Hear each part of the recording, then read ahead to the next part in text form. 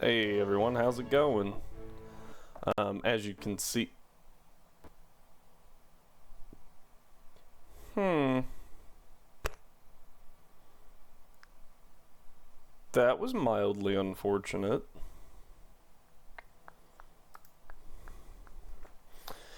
I had that opened for like 5 minutes to make sure that wouldn't happen.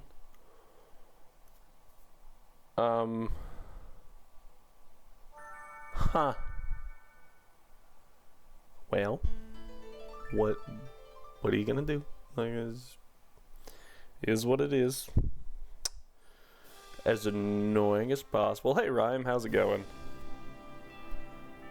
We just witnessed our first crash, so hopefully that's not so well. That was unexpected. I'm sorry, man. Just a rough day. What's on your mind? Let therapist Quester hear your troubles. Also, please note, disclaimer, I am not an actual therapist. I have no formal training or informal training whatsoever. Everything I say is not medically backed. I'm so sorry. I like the Arceus Forsaken ability. I like that. I'm very sorry. I honestly didn't think it would be super bad. But I guess having an ability that works like Stealth Rock Stealth Rocks is not easy. I'm sorry.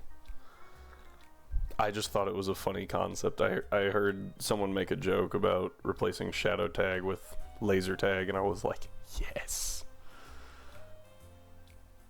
I killed him. Oh. Floating Bulbasaur is solid, at least. Like, that's could be worse, I think. Alright,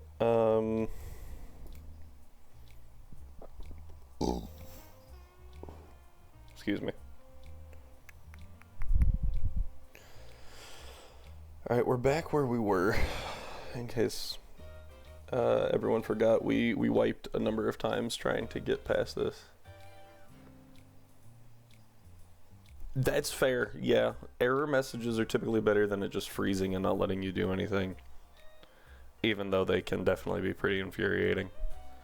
That actually happened at work to me today. I was using a 3D modeling program, and it just crashed nowhere. Didn't give a crash report, didn't give like a, hey, CPU usage high, memory low, anything like that. It just, boop, gone, closed. Completely and utterly gone. I lost like an hour's worth of work.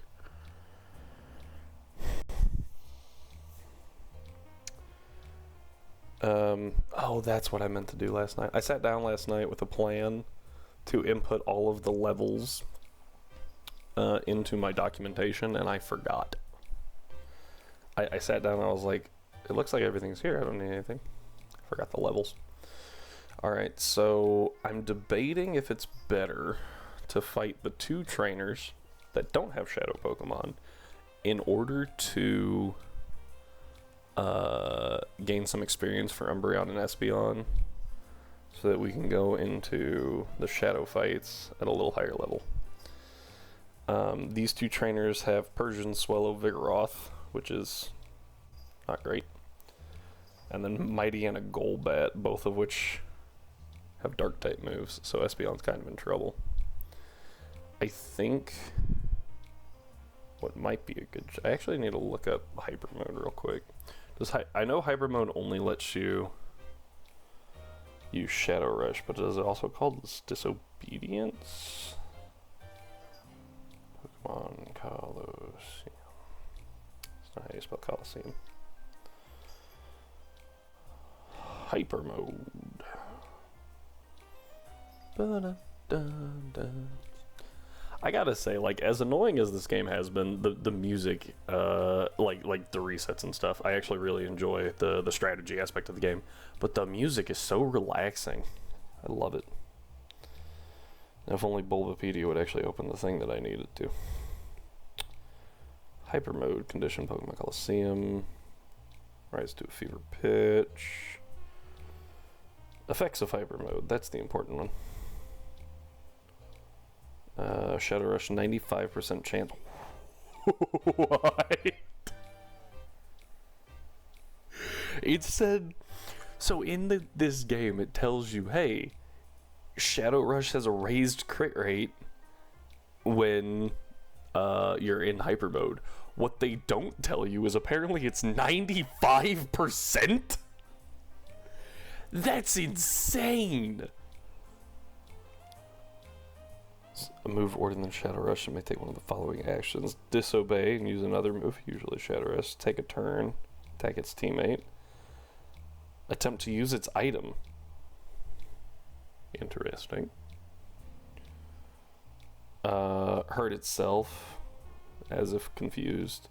May attack its trainer, which has no battle effect. So it just burns a turn doing nothing. May do nothing at all. So I guess it's flavor. May return to its Pokeball even when under the effect of block. Huh. So yeah, it will force switch. Interesting. Items can't be used. There's a small chance it will leave hyper mode on its own in battle. Okay. So with the fact that that has a 95% crit rate, I think we try to gain some levels with Umbreon Espeon. Actually, before we commit to that, why don't we check how much XP they have? Because... oh yeah, Umbreon's definitely going to level in a battle. Espeon would probably take 2, but it might be good to have Espeon higher, just because Espeon's the cannon.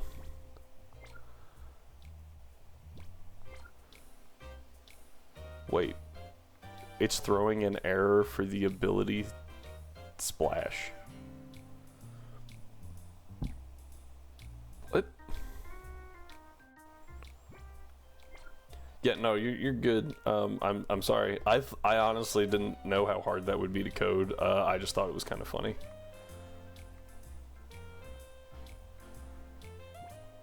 Oh, I see.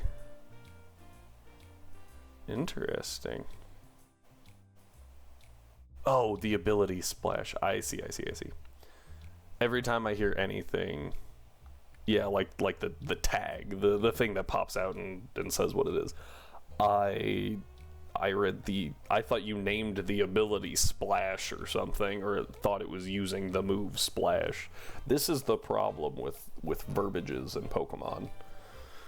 Okay, I think we fight this guy first and see how it goes. Ability Splash. Yeah, no, I get what you mean now. Yeah,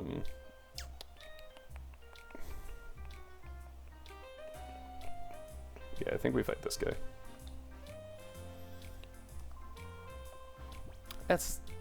Your outfit's kind of weird. You're a trainer though, yeah?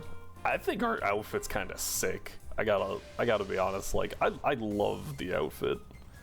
I think they did a very good job on it, which is actually saying something, because you can definitely tell that they cared very little about the trainer and cared much more about the Pokemon.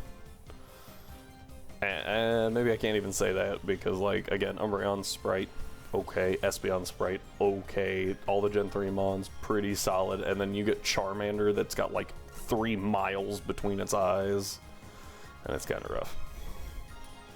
I am actually a little scared of Fury Swipes from the Vigoroth. Vigoroth is 27.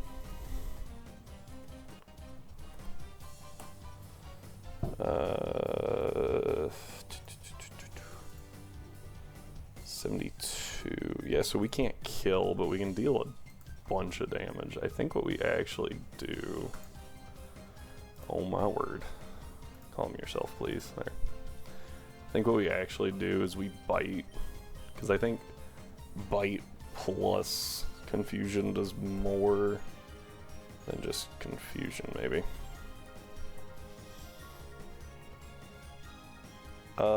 They actually deal right around the same. So, So let's go ahead and confusion. And if we need to, we can swap to Wartortle. This is good damage here, at least half. Actually, almost exactly half. Oh, it became confused. That might... It might die here. It might die because of that. Oh, it definitely dies to a crit. Heck yeah, let's go. Alright. There's Umbreon's level. Very, very good. Espeon gets some good XP here. Persian. This Persian also has Fury Swipes. Any physical move that hits multiple times is really scary for Espeon. Just how it be. It is what it is. Switching to Wartortle, though, is probably our safest bet. It does divide the XP a little more, but Espeon wasn't leveling this fight anyway. Deals okay damage. Oh, we're at 30, not 32.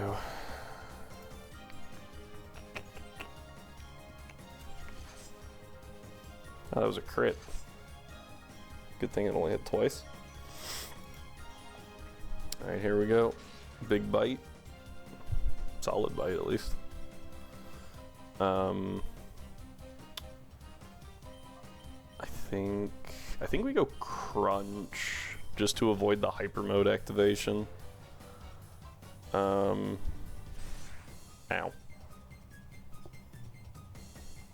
Fury Swipes. Ha!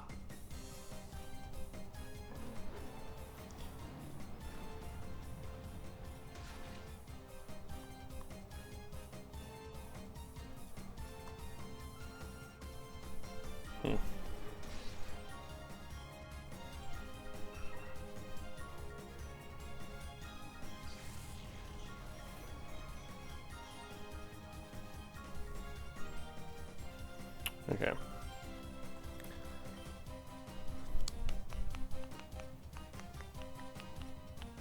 I'm trying to decide if we need to switch out Wartortle. Because I almost said Persian Fury Swipes could be kind of painful.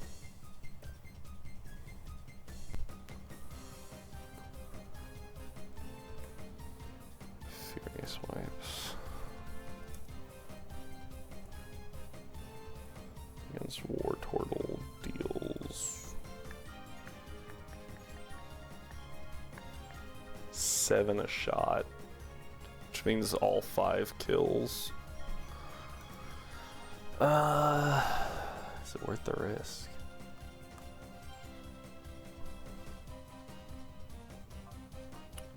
I think we Helping Hand Crunch. Wartortle's attack is 49. Umbreon's is 46. So no, bite crunch is better. Yeah, here's Fury Swipe. And they hit it too. 1, 2, good. Alright, crunch. This should deal pretty decent damage. Yeah. And a bite coming in right after it should deal also a pretty decent chunk. Espeon takes 11 from each of the Fury Swipes. This part's easy, we just bite here again.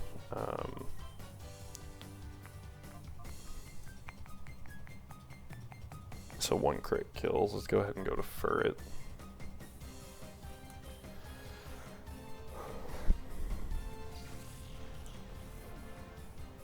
Yep. And it gets Furret's gauge down a little more, which is good. Big bite. Done.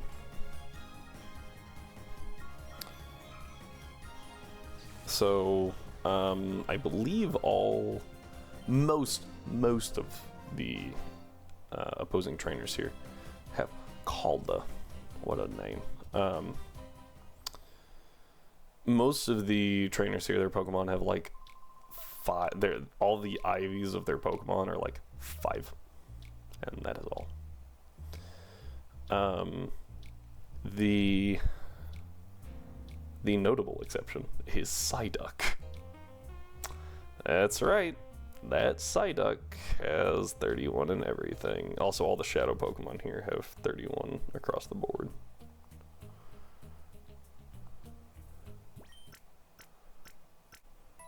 Really? Now I'm very curious as to what you did.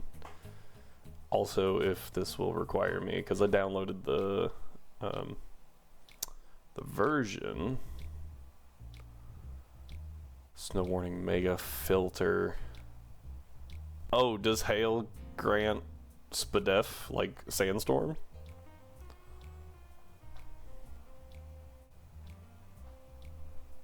Oh, okay.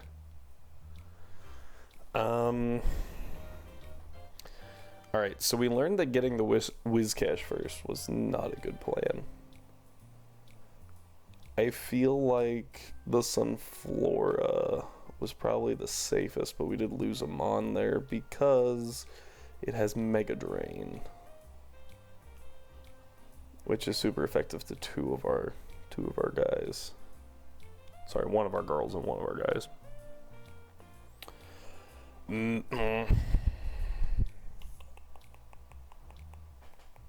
The best... I feel like Misdreavus might be a good choice because Furret's in hyper mode. So we can lead Furret Espeon? And then switch Espeon into Umbreon to bait Fake Out and Headbutt into that slot. While Furret is going to get some crits. Should get some crits with Shadow Rush. We could also do Furret Wartortle and do Follow Me to force them into Wartortle. Let's actually check that. Need a Line Noon using Headbutt.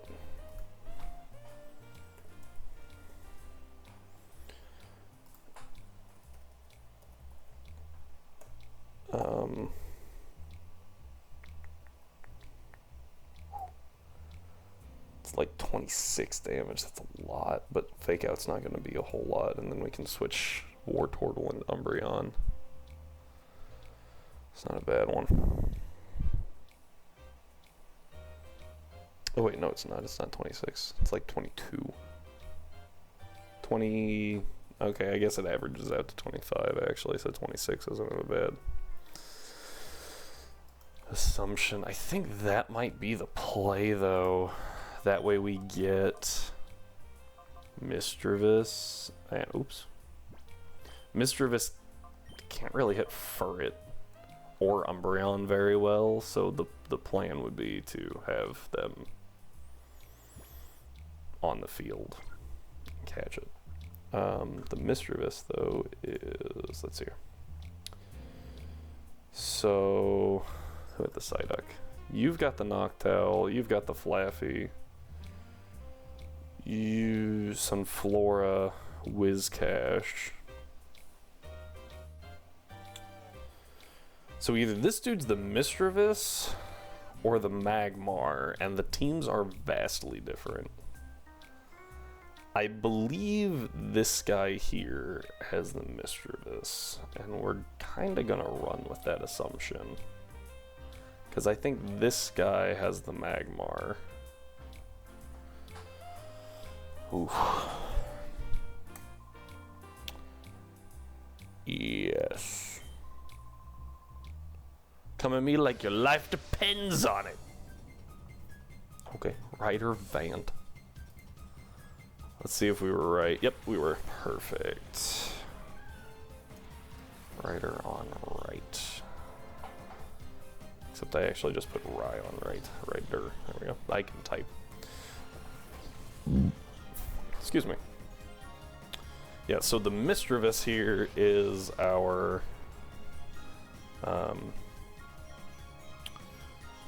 shadow Pokemon. We can't really hit it. Not with the we can do Shadow Rush. Shadow Rush is 90 power, right? So that's about the power to take down. no stab, so. But we can use that to get a good feel.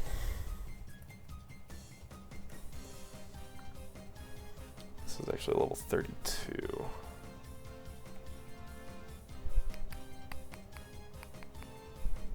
Oh, but takedown doesn't deal damage.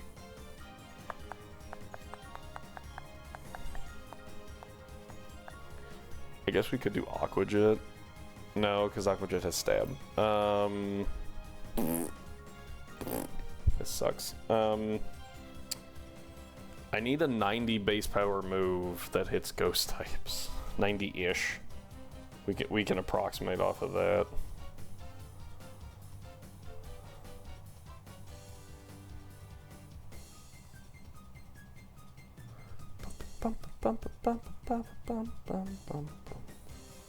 Oh, Surf is a good choice. Well, except that uses the wrong attack stat. Gosh dang it.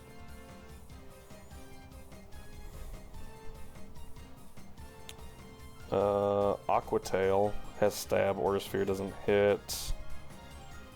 Crab Hammer has stab. Dragon Pulse, wrong stat. First Impression. Resisted. Right? Ghost resists bug.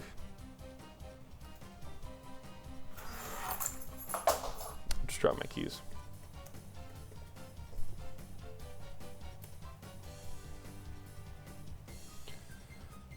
Impression.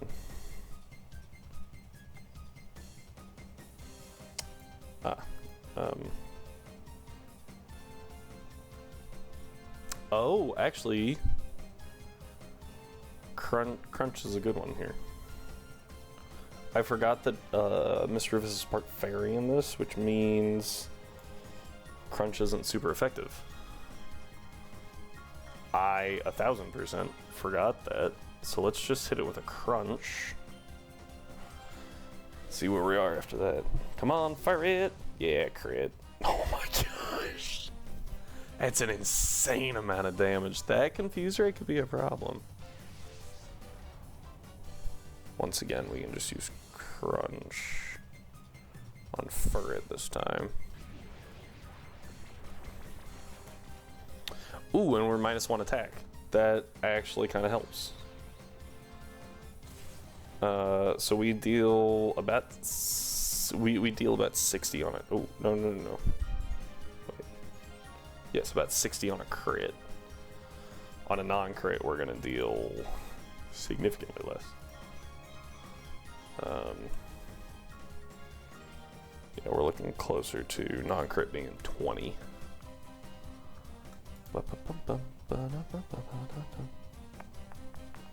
Okay, but that's pretty solid. I think we actually Shadow Rush the Linoon just to get it out of there.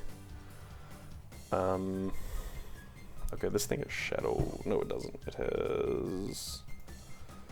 Oh yeah, no, it's got Shadow Ball and Will-O-Wisp.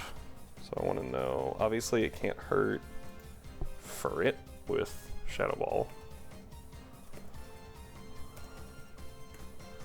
Right. But Wartortle takes 49 damage. Okay, let's go over here then. Let's actually switch to Umbreon. Because Wartortle is confused and I don't want to get doubled into, even though I don't know if Shadow Rush can miss. Bonk. It is very nice. As you can tell, anyone who has played Colosseum before, we did not take recoil damage from Shadow Rush. That has been removed. It's actually very helpful for not having the Shadow Pokemon faint on you. It's very, very helpful. Ooh, Spadef drops kind of bad. Okay, and this Delcatty has Fake Out. I think we bite. Alright, let's double into the Delcatty. I think it fakes out Linoon, right? Yeah. Or Furret. Linoon. Yeah, flinches, confuse ray. Into who? Ferret. Interesting. So we know that it never confuse rays or shadow balls into that slot, right? Because that would be a horrible, horrible choice. So what we're actually going to do is we're going to switch back to Wartortle.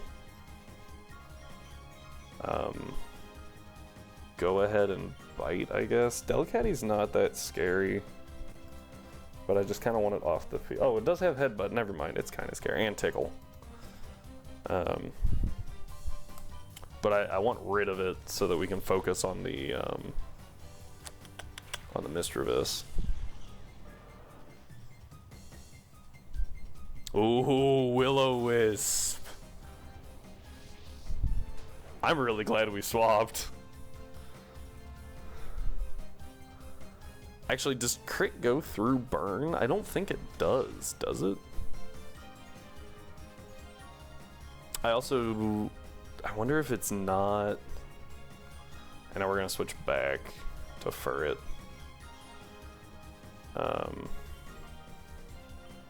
What did Delcatty do there? Did I just miss it? Did it flinch?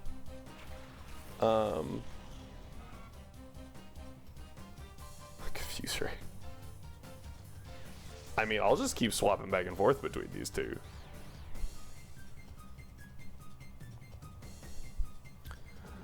Bite.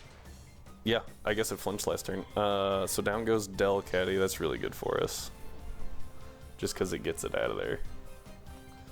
Ferret is in hyper mode. We're actually going to go to Espeon, hoping for the Will-O-Wisp. And if it does Will-O-Wisp, then we get the burn off of that. It does. And it connects. It's actually surprising. Goes for it into Umbreon. Again, kind of works in our favor. Synchronize. So now it's burned.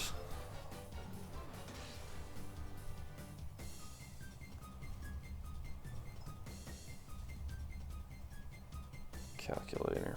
Okay. Espeon does not stay out. Espeon takes a massive amount of damage from Shadow Ball. I would think it only clicks Shadow Ball in this situation. And Ferret will just ignore it, yeah.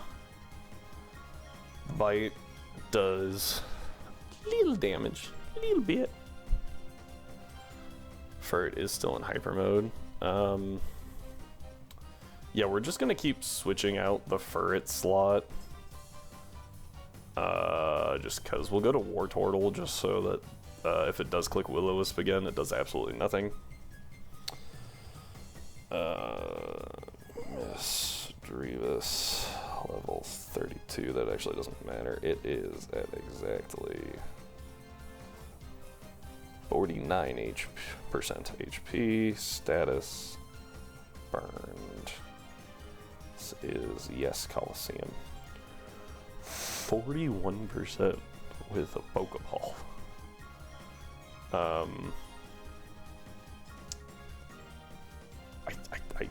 I feel like we just chuck one. I mean, 41% is pretty dang good. Right? Burn does 8%, right? 1/16th? Wait. No, that'd be... 1/16th would be 6%, right? 3. Hell yeah! Alright, so Mischievous is actually really helpful. Mostly because it has Levitate. Mischievous. Very, very nice Pokemon to have. It's also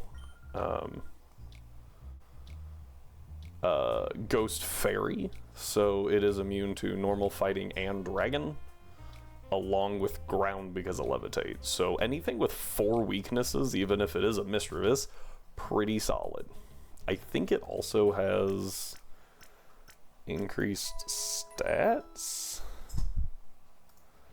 I think it has 105 for the, hang on.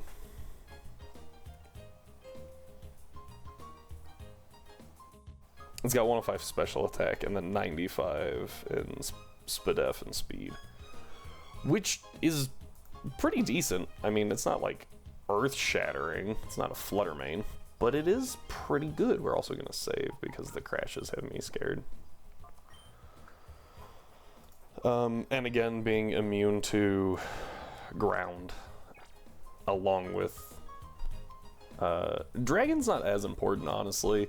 Dragon Claw, I feel like probably won't come up a whole lot, but definitely being immune to normal and ground is huge, especially in double battles when like Earthquake is a thing. You can just switch into Mischievous, dodge the Earthquake.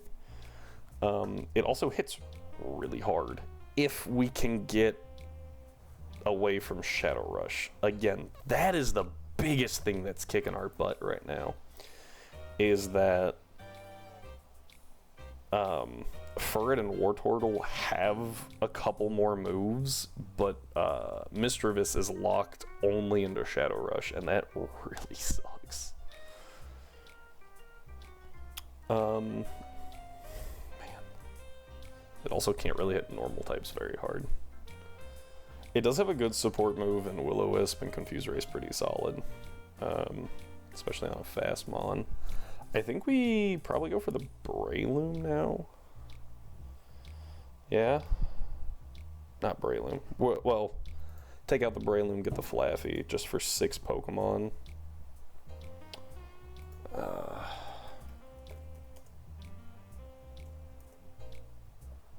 Breloom at level 28. I feel like we've done these calcs before.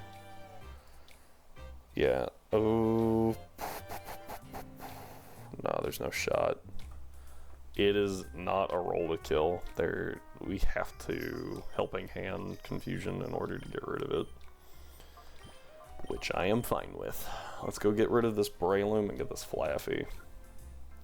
Again, it does have a Cherry Berry.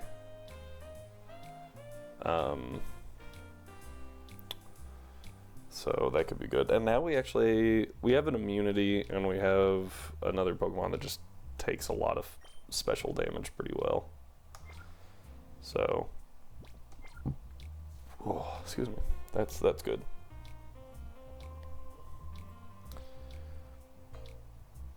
I'm doubting myself. I believe, right? This is Flaffy. Yeah, Performer Girl. We're good. Okay, and the red suit has some Flora, which means Bandana. Skater at the right. Persian dude was by the hotel.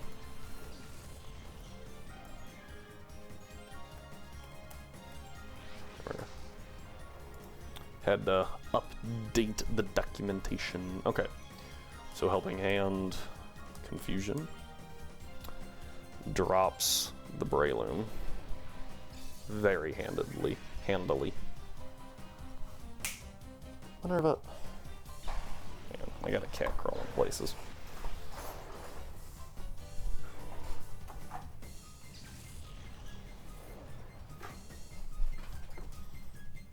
Come on, Minerva, get down. Okay. Yep. Down goes Breloom. We get some XP. T-Wave comes out. And Espeon takes that. We get rid of the Cherry Berry because of Synchronize. And now Flaffy is disincentivized to clicking T-Wave. I believe we take a T-Bolt here. 32. This thing has, I know it has Shadow Rush, which might be the best thing for it. Yeah, it's got T-Wave Flatter. Flatter's pretty bad. T-Bolt. Thunderbolt. Deals 38 damage to Espeon. Espeon's okay with that. Oh, up to 45 though. Espeon's not okay with that. That's a huge swing. So maybe we switch out Espeon. That's probably the best course of action. Let's go ahead and hit a Confuse Ray and shift into Furret. Yeah, this might be the strat, by the way, is just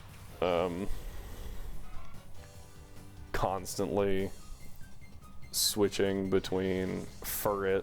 Oh, Furret can't be paralyzed via T-Wave. Never mind, I was gonna say go Furret, bait the T-Wave back into Espeon, who baits the T-Bolt back into Furret. But that's not how that works. Yeah, Furret's in hyper mode, so we really don't want Furret firing anything off. Espeon probably isn't the best choice. Let's go Wartortle. Wartortle has good defenses, so even if Flaffy goes for Shadow Rush, we're good. And it lowers that gauge a little more. Wartortle is almost done. I meant to click Bite. Went for T-Wave. Had to be into Umbreon.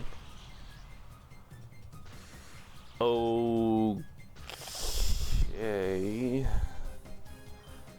We'll Bite.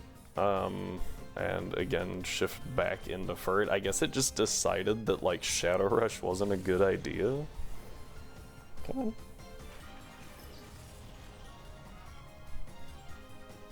There you go. Had a cat trying to crawl in my lap and... Ooh, crit. Crit for about half, so I think we're done doing that. Let's go ahead and item Pokeball.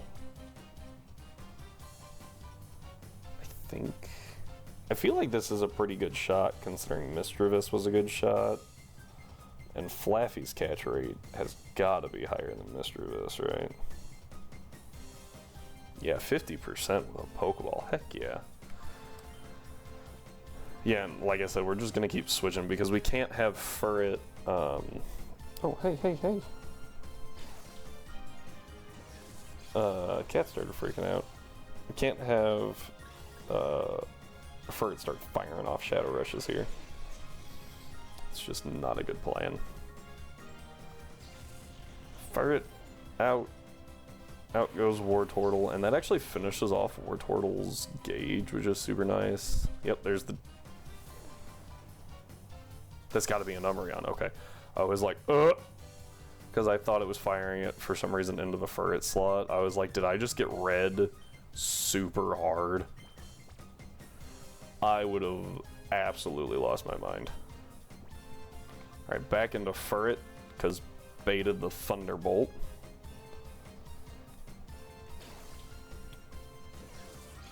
And this will also reduce Furret's gauge. Hyper mode does, I believe, reduce the amount of gauge that is reduced by switching in and out, but hey, that's good stuff. Okay, so we now have our Flaffy. Very, very good. Fortunately, Flaffy is behind Misdreavus. There we go. Alright, pretty solid, honestly. Half of our party is paralyzed, but that was a lot safer than the other times we did that battle. And we have static. Thank God. Again, the other ability that Flaffy can get, I believe, is minus? Yeah, because you get a plusle with plus. So, maybe it gets, regardless, it gets plus or minus. Either is bad. It does boost your special attack by 50%, while essentially it's a free helping hand, while another Pokemon with plus or minus is on the field, which sounds really good until you realize that it's not. So this is actually where I kind of wish I could poison Furret. Because if we could poison for it, then it couldn't be put to sleep by the Noctowl we're about to try and catch. Where's the Noctowl trainer? Noctowl trainer has Ladian and Pelipper. The Pelipper needs to die. And that's where Furret comes in. We're gonna go Furret. We're gonna go Furret Espeon because the Ladian does not like clicking Mach Punch against Espeon. I guess we could go Wartortle. We've Rain Dish, that's right.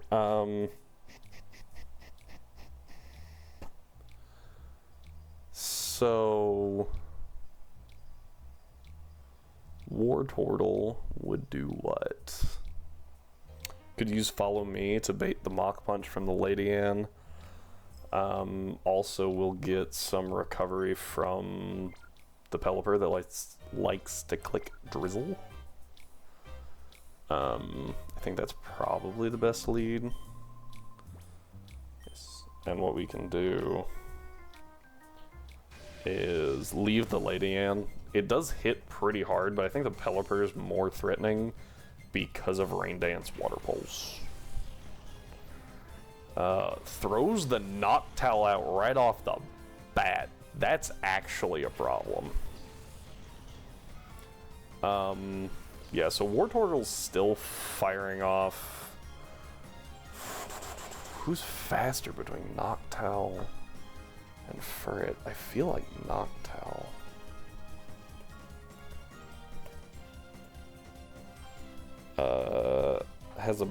Has 59 speed. Furret has 78 supposedly. Let's verify that real quick, just because I am a little nervous about that. Yeah, 78. So Furret is faster. So I think we click Shadow Rush into the Pelipper, and we might want to crunch here. Come on. And this is Starly. Wartortle. Here we go. Crunch does about 40 damage. Yeah, we're good. Because this thing's got like 124 health. So we're good to click Crunch. The question is... Oh, jeez. Pelipper does have a lot of health.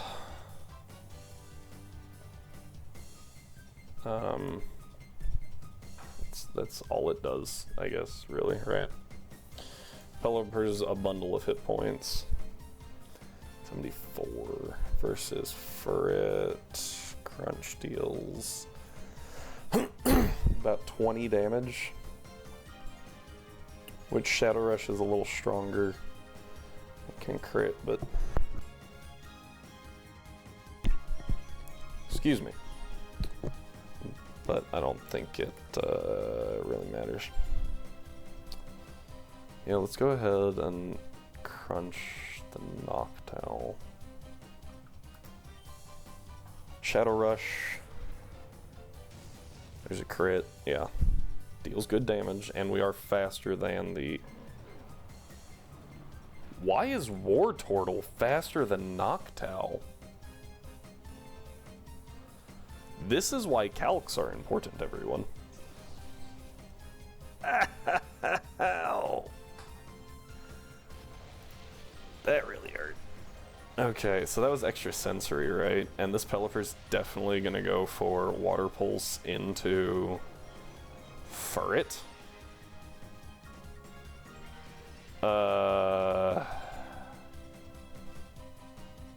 Frick. Okay. So I feel like the smart thing to do is Shadow Rush Pelipper, switch out Wartortle for Umbreon.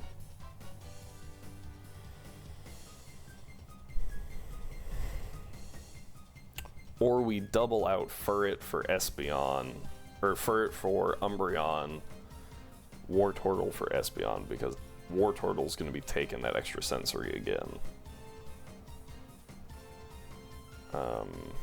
But Espeon's not going to be able to take Water Pulse as well.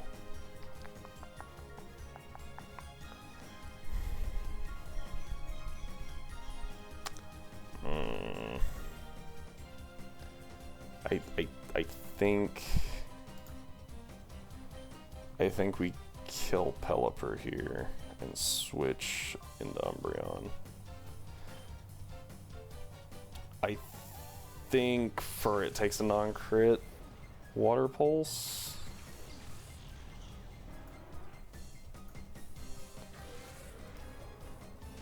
Doesn't matter, that was a crit. Perfect. When you do have a 95% crit rate, yeah, I think it's pretty reliable to say we can assume that'll crit. Extra sensory, Umbreon eats that. And now I actually think that we have a extra sensory and a Mach Punch going into Furret. So I think what we do is we go out into Misdreavus, which is a read and a half. Actually, Ladian cannot hurt Misdreavus. It only has Tackle and Mach Punch. So I think that's a pretty safe option. Let's try to snag that Noctowl real quick.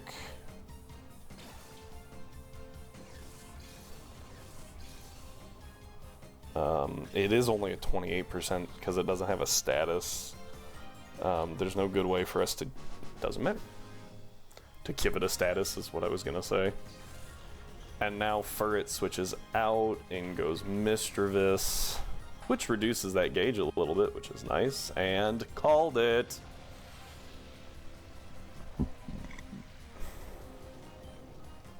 We're in a Shadow Rush.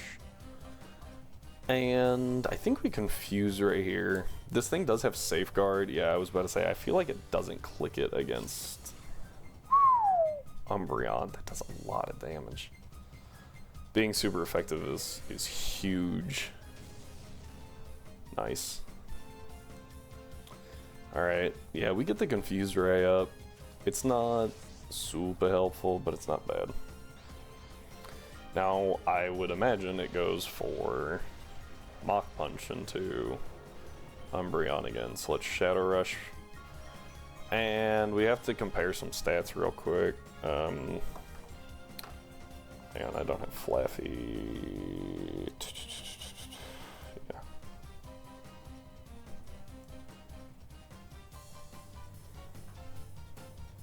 Flaffy.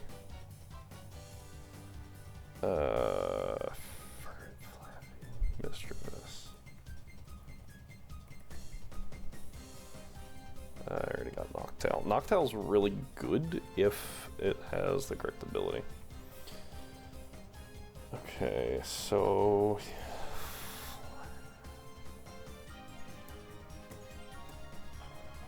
Flaffy at level 32.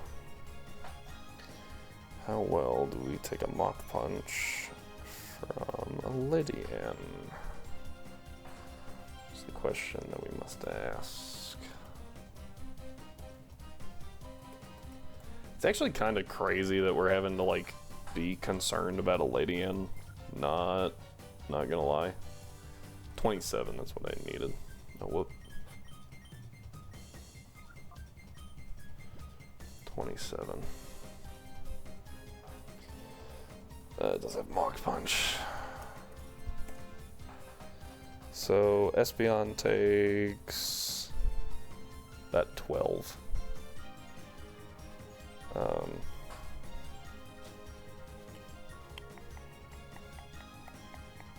Furret takes a bunch. Flaffy takes 20.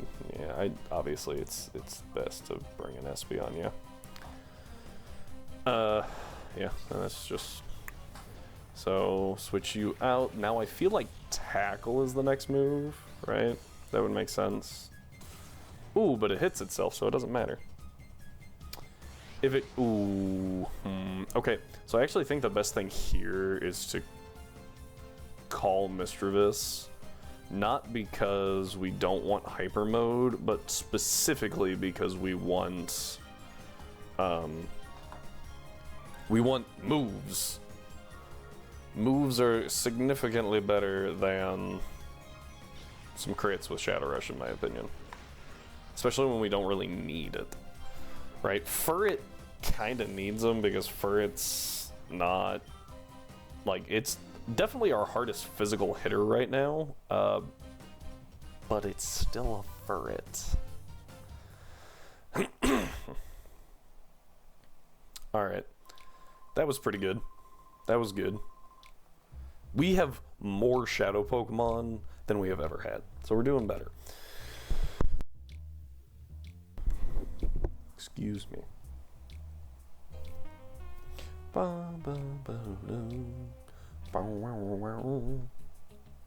Let's go heal up because we did take a little bit of damage there. And then go check out this Noctowl. Because it has an ability. Let's see which one it is. Has compound eyes. Oh, that's amazing. Okay, now we just have to get it to where it actually relearns hypnosis. And then this thing is a menace.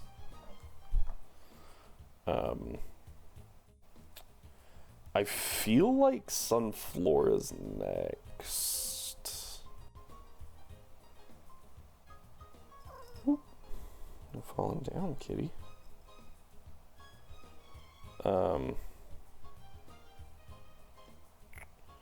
I feel like Sunflora is next. That's the one that.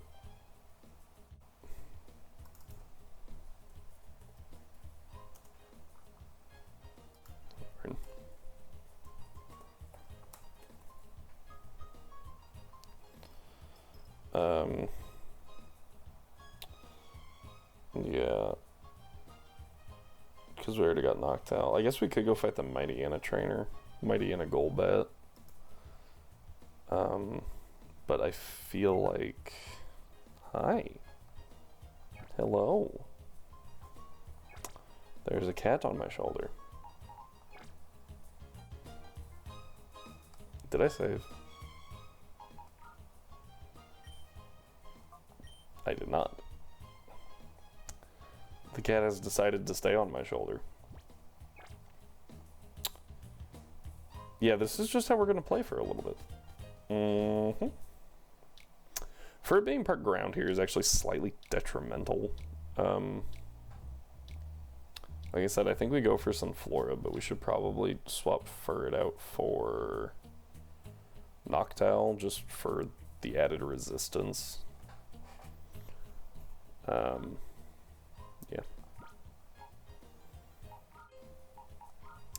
Yeah. There we go. Yeah.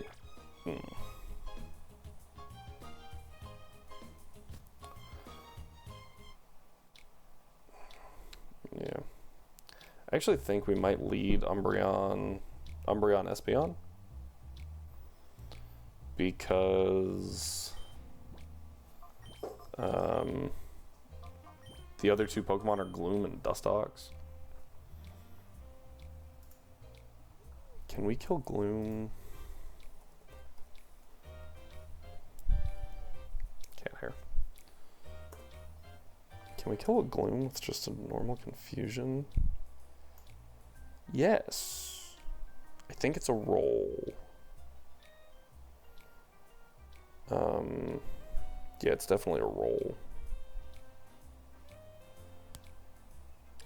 But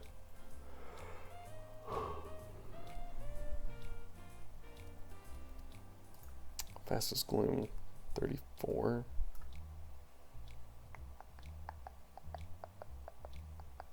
I feel like it's best to let the Gloom live for a turn, right? And if it dies, cool, but it's got Giga Drain, Sleep Powder, Sweet Scent, Acid, none of which is going to deal crazy amounts of damage, I feel like.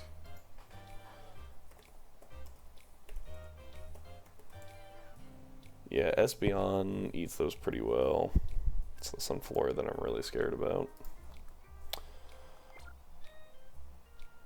Yeah.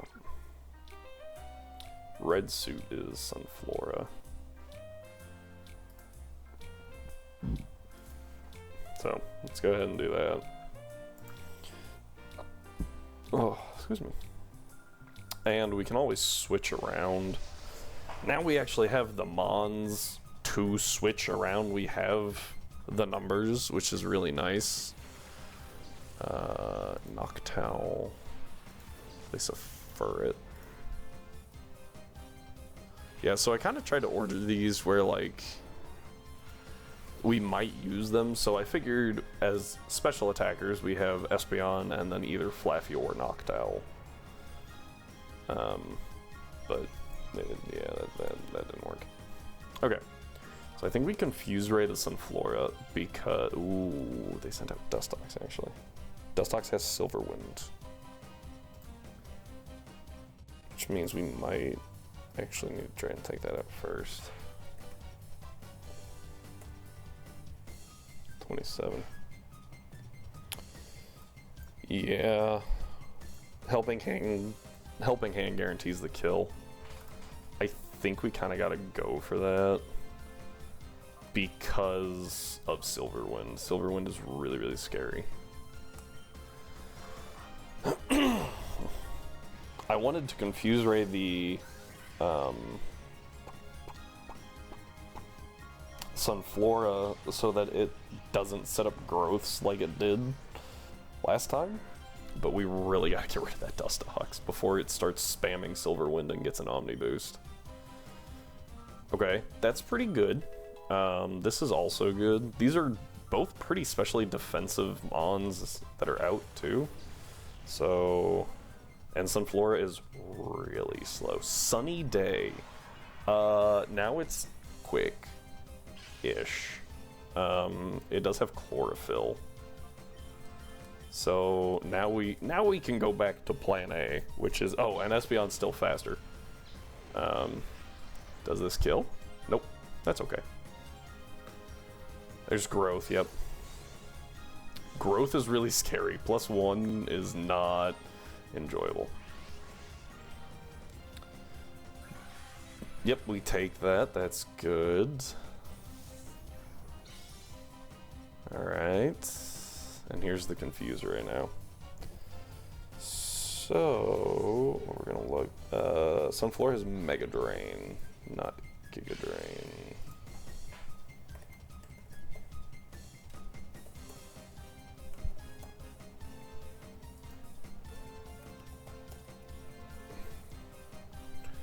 Deals about 24 damage, but it is at +1. So let's check that out real quick. 42 damage. That is ludicrous. Place a ferret, we want Noctowl. 32. Oh, I forgot that Espeon actually leveled up. I don't think it's gonna reduce it by that much. 42 damage, we still die to a crit. Noctowl, on the other hand, I imagine eats that pretty dang well. Oh yeah, Noctowl eats that like a champ. The only downside is that this Gloom is gonna get to use a move. Because I believe it also has Chlorophyll, so it's quick. Gloom, 27. Because it moved before Umbreon. Yeah, and Umbreon should outspeed it. However, it's now level 29. Bite deals about 25 damage. This thing does not have 25 health left. So yeah, we bite here, and we go out to Noctowl. We will probably have to do some switching around again.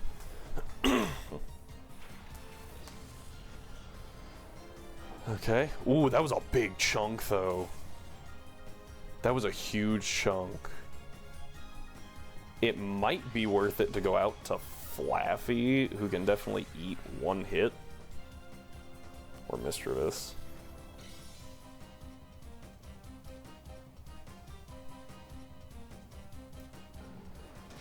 Yeah, got rid of that Gloom. That's good.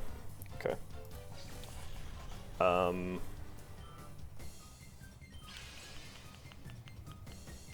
And if it decides to Shadow Rush, then yeah, going out to Flaffy's pretty good. Or do we go out to Mischievous is the question. Flaffy has 95 health. Mischievous obviously does not.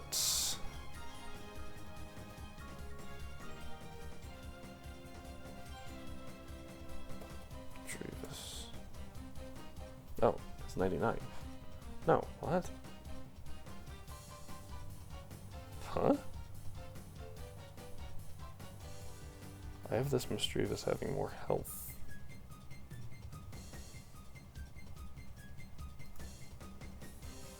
Odd. These are all supposed to be perfect, though, I thought. Now I'm concerned. Was I wrong?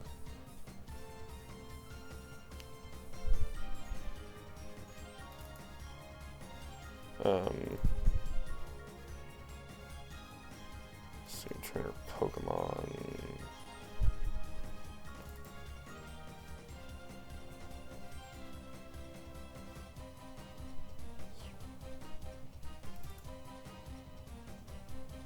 Oh, it's perfect. It can't be reduced by a nature either.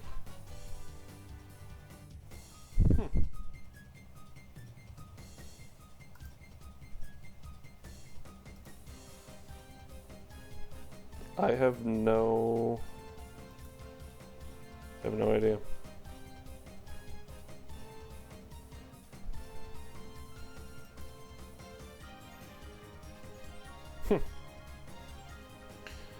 It's very bizarre.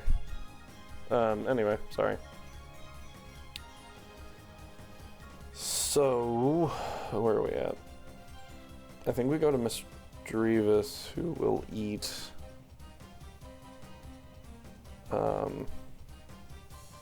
eats Mega Drain just fine as well.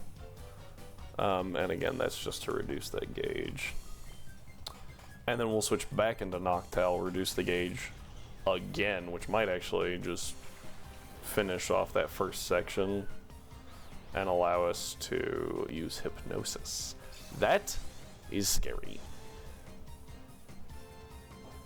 Like, I'm not even gonna try to pretend that it's not. That's scary. One more bite and then we're in crit range. I really wish that sun would wear off.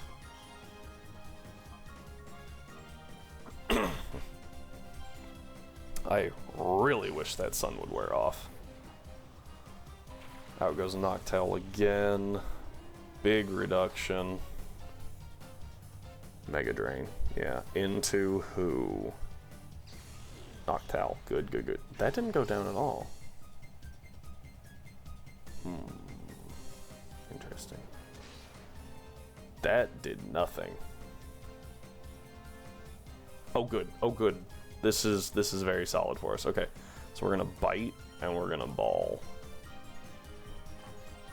Because obviously the Sunflora eats another bite.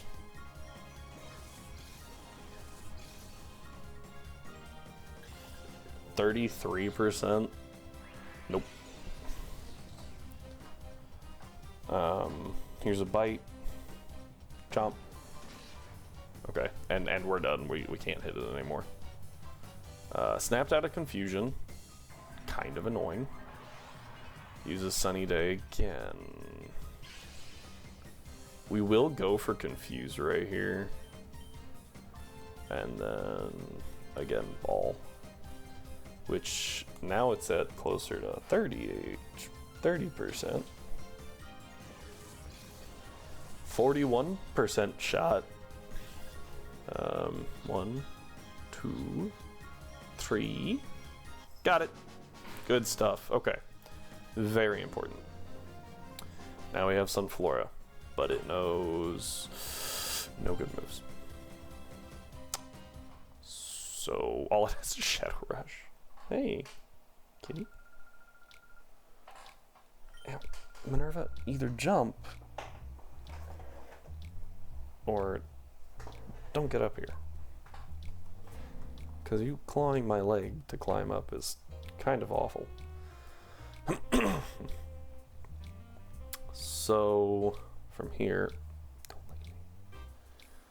I'm thinking, wow, she legitimately jumped on my lap, or clawed her way up to my lap to lick herself and then jump down. Okay. Alright, now we get to try for... We can go for Whiscash. Sunflora's Mega Drain is actually the first move it learns after like after Shadow Rush. So we might do that other optional battle to get Sunflora's gauge down. I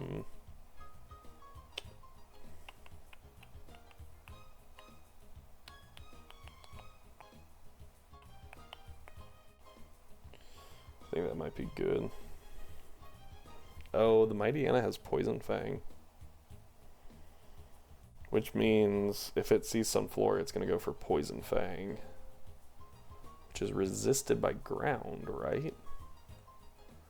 So I guess what we could do is we could actually leave Furret Sunflora. Shadow Rush once with both. That doesn't help. Wait. No, there was a follow me step in there that was supposed to happen that I forgot. I was actually think we can... I think Flaffy would take a Mightyena's Poison Fang. It's not stab, so...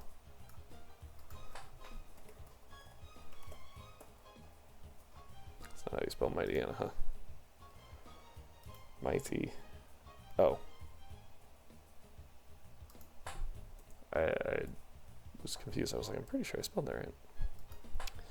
I had not, obviously. But I think there were like 28. Using Poison Fang. Ooh. There's Flaffy. 33. Yeah, you're fine.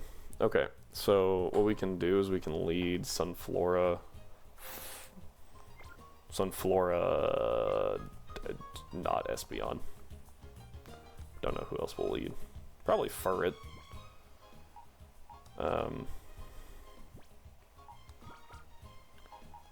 But Sunflora...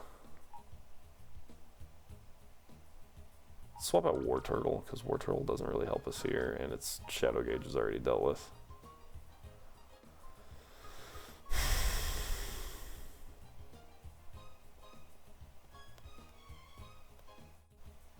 Yeah.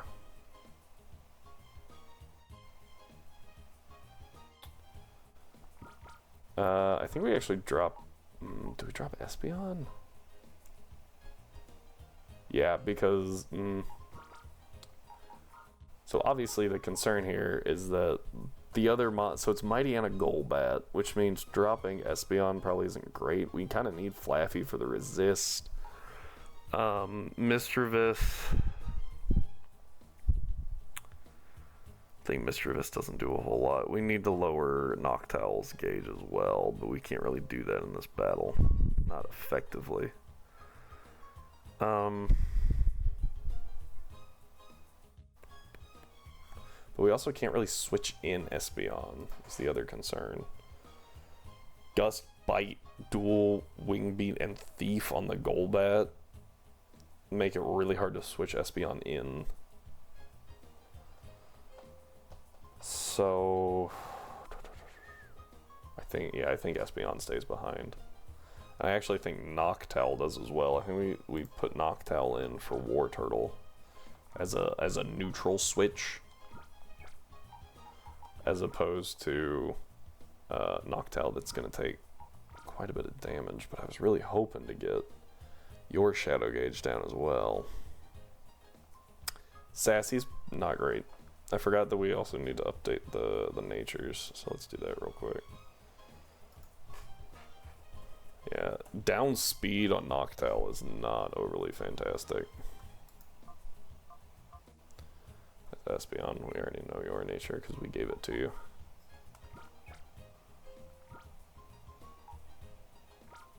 What? Gentle. Sassy. Hasty. I don't remember what that one does.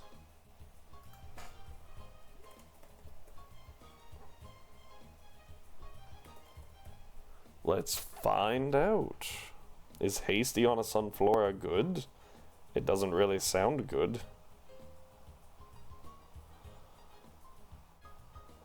Up speed, down defense. No, that's pretty bad. All things being honest. Well, you say that, but the answer in this one is actually yes. There's pretty decent ones because Sunflora has 75 HP in this, base HP.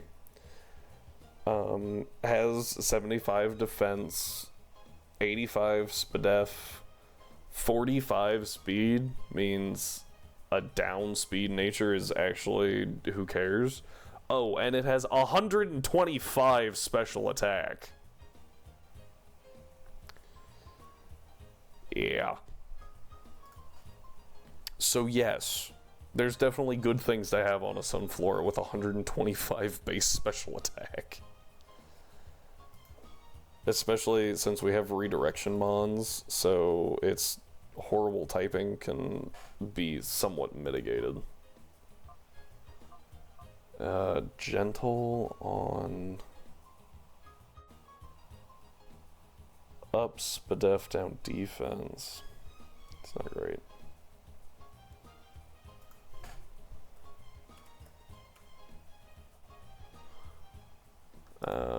Flaffy is also gentle. What the heck is this?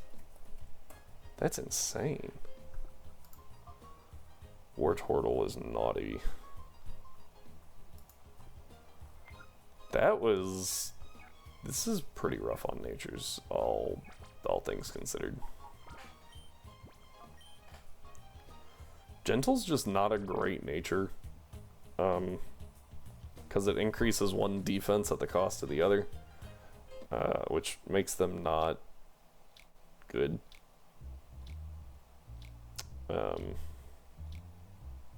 But, yeah, could definitely be worse. Like, let's see here. Up, attack, down. Yeah, so lonely or naughty on Mischievous would be pretty bad. Most of the speed boosting natures on Sunflora is pretty bad. I guess Timid's okay. Jolly would be awful. Okay, anyway, so yeah, I think we lead... no, right, we were gonna lead Fur at Sunflora, and then switch Sunflora into Flaffy to eat the Poison Fang and the dual Wing Beat that will likely be coming into that slot. And then Flaffy will probably need to be switched out. Excuse me. But it's not super bad, so. This actually works out pretty smoothly right there. And then we have Fur in place of Espeon. Oh my gosh. I forgot how long that was. Rhyme got jealous that this girl flirted with me and is pretty sure we need to battle her. Alright, Golbat, here we go. Yep. Oh hey, does that actually get rid of our last Shadow Gauge? That'd be pretty nice. Ooh, Intimidate. I actually forgot about Intimidate. The nice thing here, though, is if we crit, it doesn't matter.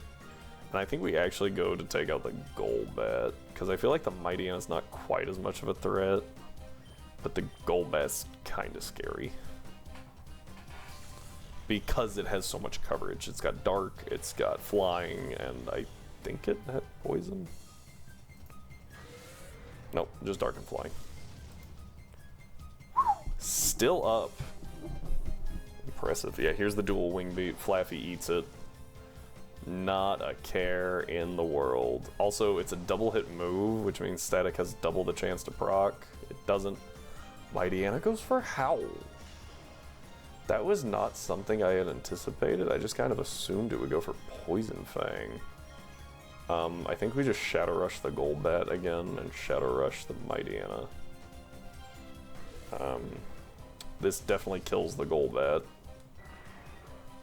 Yep, down it goes.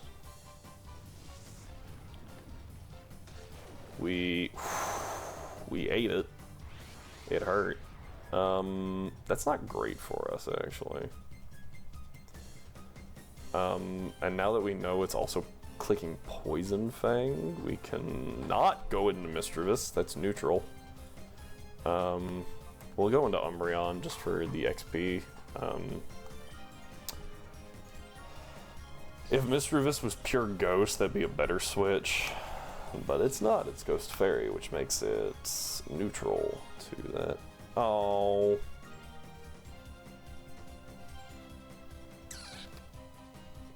At least it uses Shadow Rush still.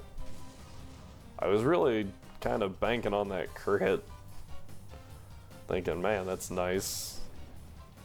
Umbreon should eat that pretty okay, yeah. Umbreon should be slower though. Okay, poison. He gets poisoned.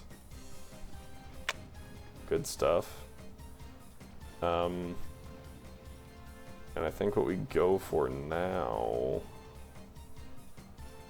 is Body Slam and Moonlight. Body Slam does more damage than Shadow Rush when not in Hyper Mode. Oh, went for Howl. Okay. He just decided to throw, apparently. I'm thinking that he lives the poison. I'm actually really hoping that he lives the poison. Because that will give us... Nope, he doesn't. Dang. What that would have done was give us the opportunity to throw Flaffy back out to get some more Shadow Gauge drops. But, is what it is. Furret's no longer in Hyper Mode, though, which is actually kind of irritating. Okay.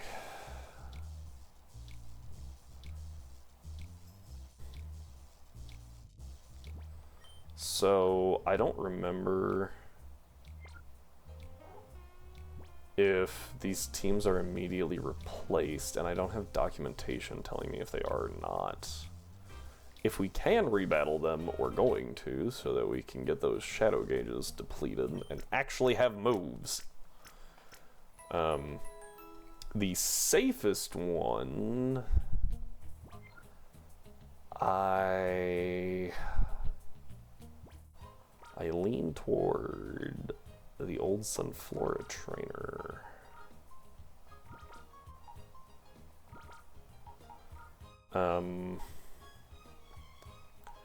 Yeah, Mischievous just isn't super helpful until we get not Shadow Rush. Actually, let's save real quick. Yes, there we go. So, there's one last Shadow Pokemon here, and that is Magmar. Hidden behind Azumarill, Jigglypuff, and Swablu. And I don't think Sunflora got enough drain there, yeah. Oh, no, sorry, Whiscash is still a thing. That was the entire purpose of trying to get Mega Drain on Sunflora. So I think what we can actually do here is we can use Sunflora to bait a fire move into that slot, switch Sunflora into Wartortle, who will eat it just fine. And then we can work on the Azumarill.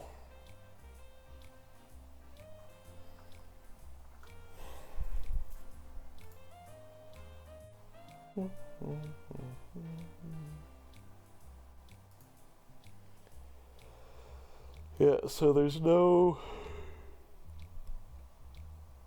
There's no like pyrite rematch documentation, which really sucks. So I think what we're gonna have to do.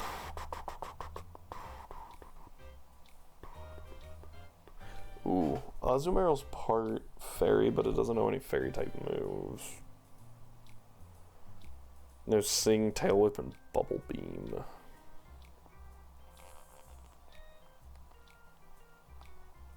So I honestly feel like we just kind of ignore the Azumarill. I don't know how much damage it can really do to like Umbreon. Maybe quite a bit.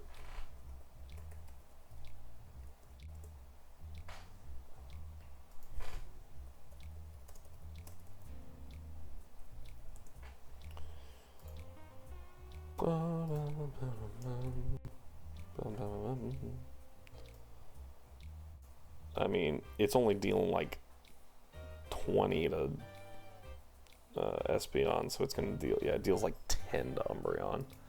So I feel like Sunflora Umbreon's not a bad lead, and then we can switch Sunflora into Wartortle when the fire move's coming in.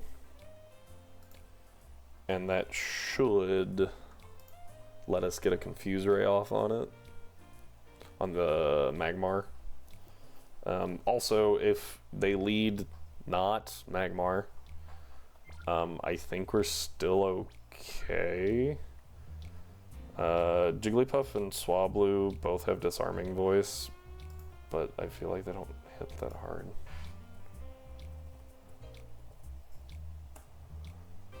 Let's see here.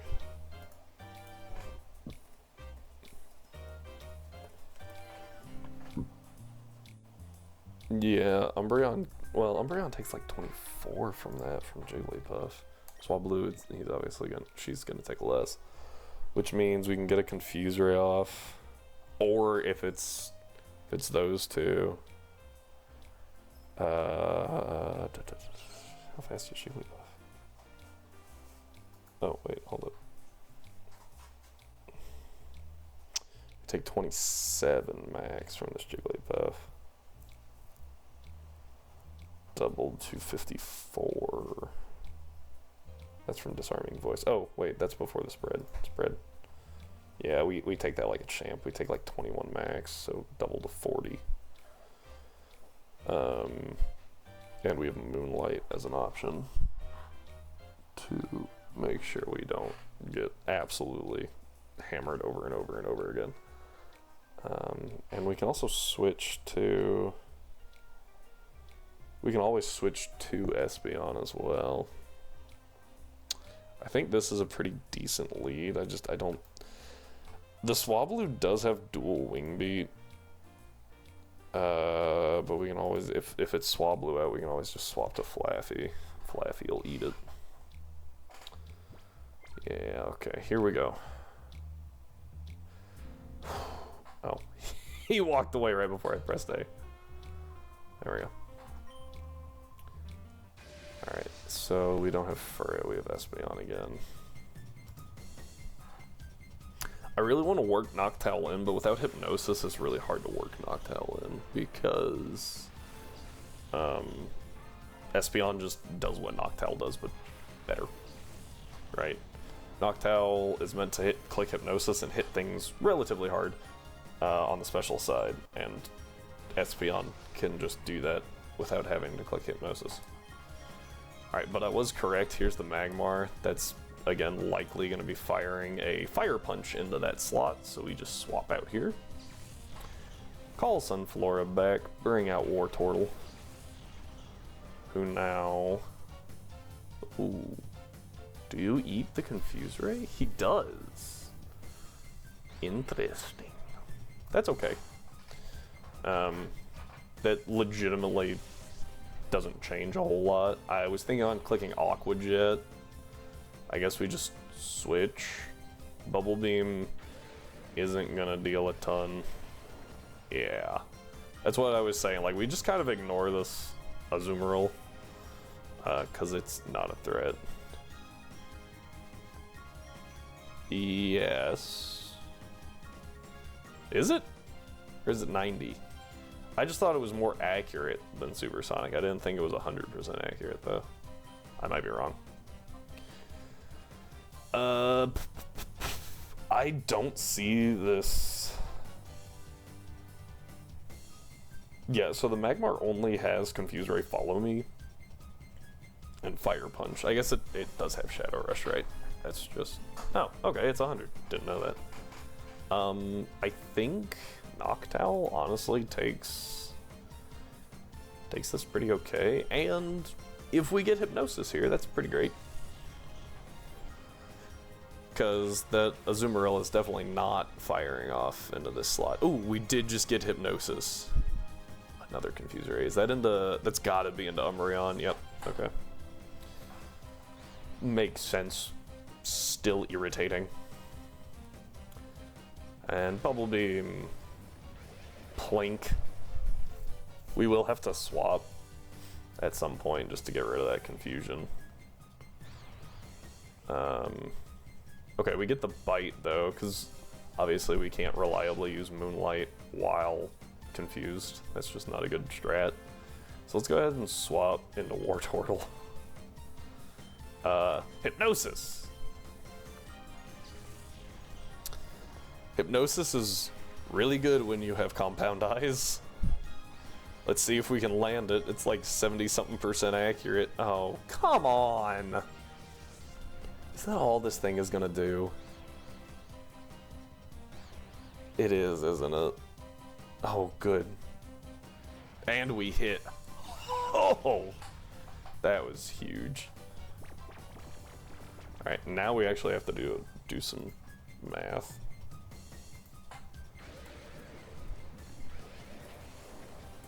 Magmar, level 32. Scroll all the way down here to Wartortle, who's going to be clicking. Oh. I just about hit close on accident. Yeah, we're gonna click Aqua Jet. 30-ish damage. This thing's got 83 health. It's taking a little chip, but that's definitely not 20 hit points worth of damage. We're gonna switch back into Umbreon. Probably actually should have gone to some Flora, huh? Here's Aqua Jet. Bonk. There we go. So it's at half health and it's asleep.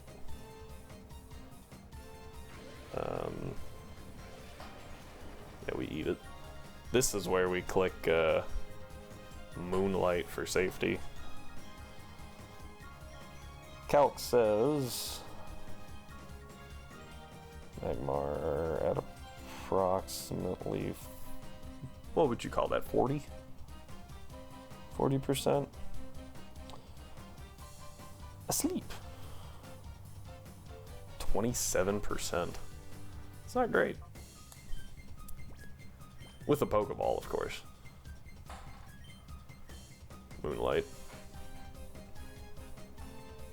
We'll try it. It is kind of weird how, like, these movesets are overlapping quite a bit with like what we can get versus what we're guaranteed, I guess. All right, Bubble Beam, Umbreon eats, gets to fire off Moonlight very easily here, which is fantastic. And now we're actually going to click Follow Me, Confuse Ray, because Wartortle will eat that Bubble Beam all day. Like, we thought it did nothing to Umbreon. It's going to do absolutely nothing to Wartortle. Speed Fell, that's okay. Charm, interesting. So War Turtle's attack is down, which actually is important because we only have attacking moves, like physical attack moves on War Turtle. The convenient part here is we're just gonna click follow me again and confuse around the Jigglypuff.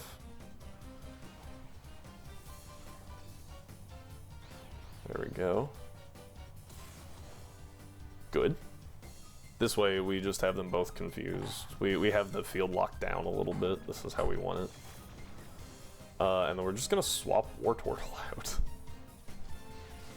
Reset all those defense drops. I bet you the Jigglypuff is trying to drop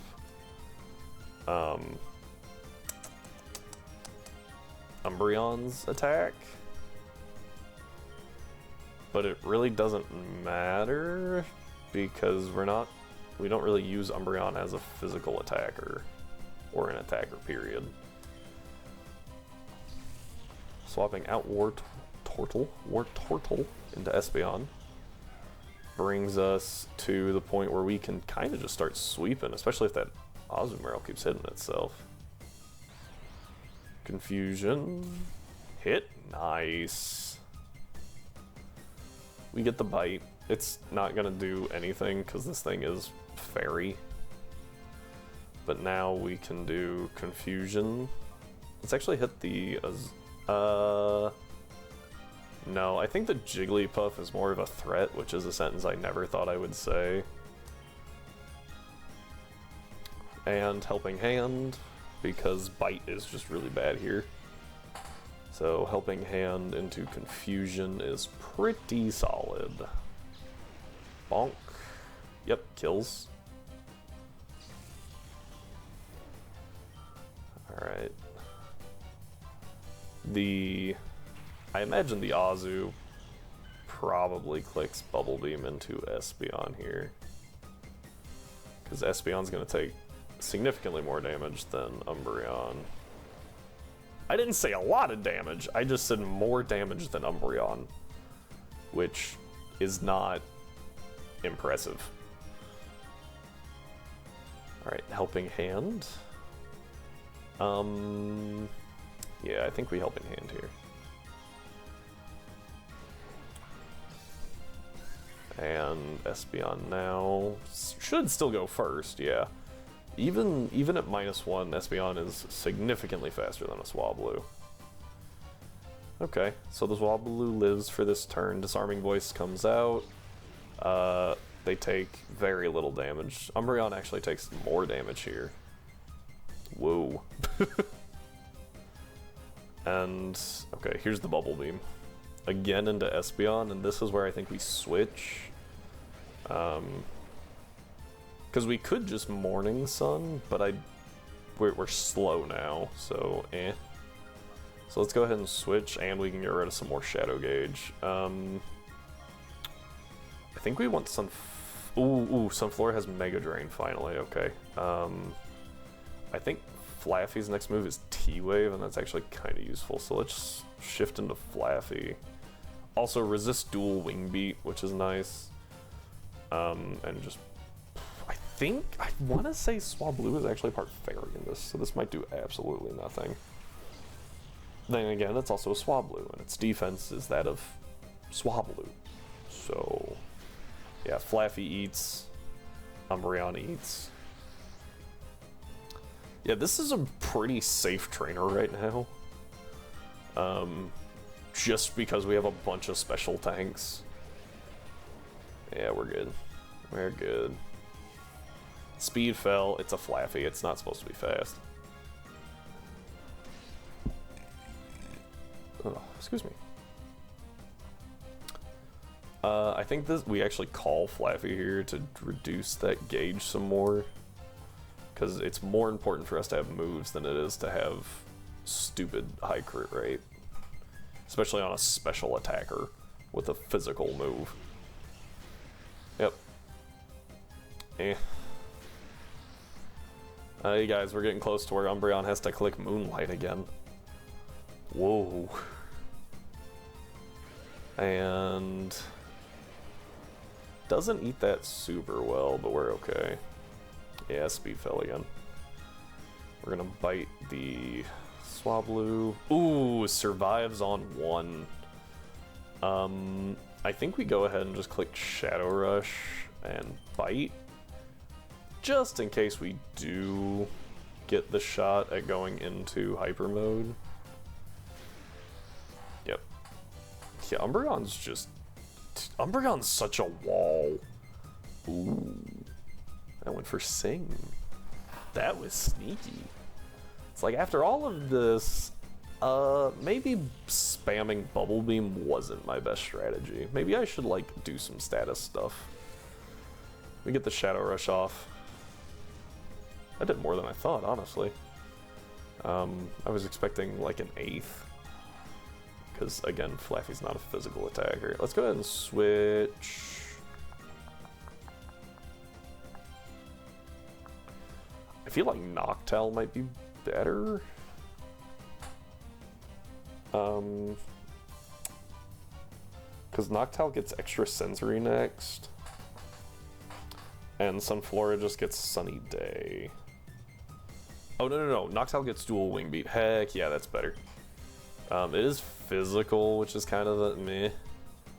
But it's really nice to have an actual flying type move on our flying type. I also just now realized that we don't have Mischievous, we have Noctowl. Who, once again, is being overshadowed by Sunflora. Yeah. I mean, we're fine with that. Who cares? We'll fire off our own Hypnosis. Well, it used Sync, but point stance. I should actually just switch. What am I doing? So here's Hypnosis. This battle's over at this point. There's nothing he can do. And we'll swap from Umbreon into Sunflora again to reduce that Shadow Gauge.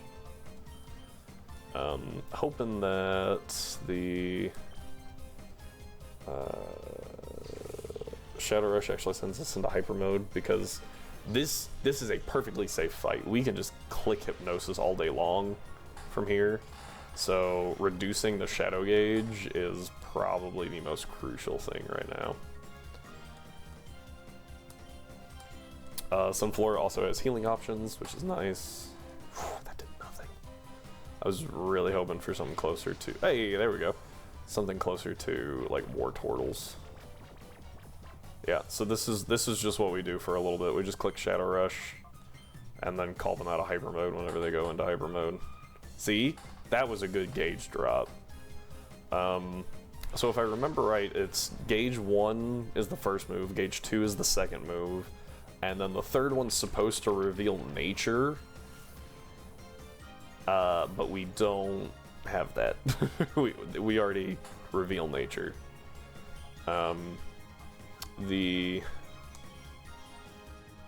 So first move, second move, Nature, and then the next one is last move and Experience, I think, is what they're supposed to start storing, but again, these guys gain experience all through.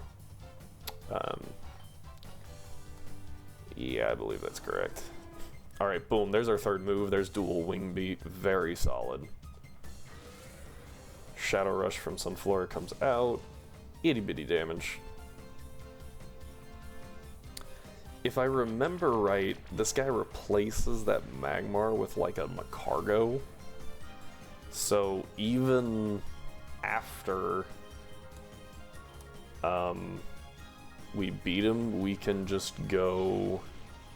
We can face him again, and this team should be as easy as it was, and we should be able to get all of our guys down to appropriate levels of Shadow Gauge, which is, you know, enough that we have all the moves. Yep, call Sunflora out of that. That's good. Again, we only get Sunny Day and Growth with Sunflora. The redirection Mons will help, but Sunflora is still not, like, amazing. Ampharos is significantly more intense. Excuse me. Because it gets Ooh, got the sing off. Who's it hitting?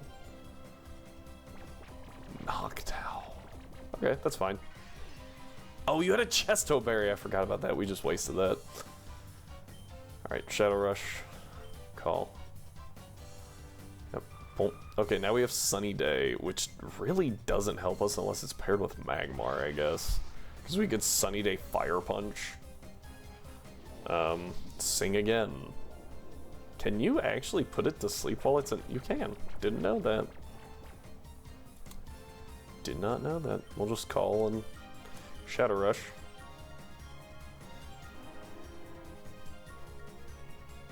Oh, it does wake it up.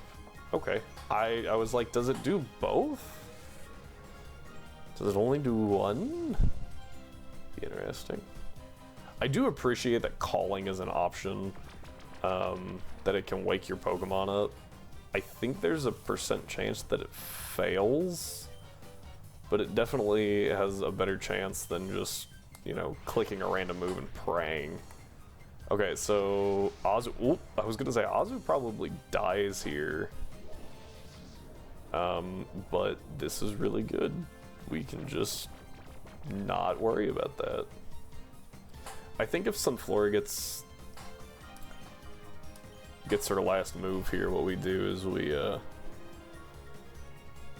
it's gotta go through like 2 different processes. Did you see that? It woke it up and then it reduced the gauge. Yeah, so I think Sunflora has the last move unlocked now, which is Growth.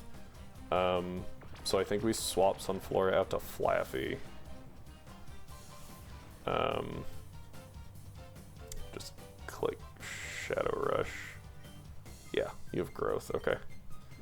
So out to Flaffy. And then, I wonder if this thing is actually out of power points with Bubble Beam. I obviously was not keeping track of how many it used, because it really didn't matter. Alright, and that might, yeah. Good stuff. Okay, so again, we're doing a lot better than we have been. Much, much better. It helps when you actually look at all the moves and stuff.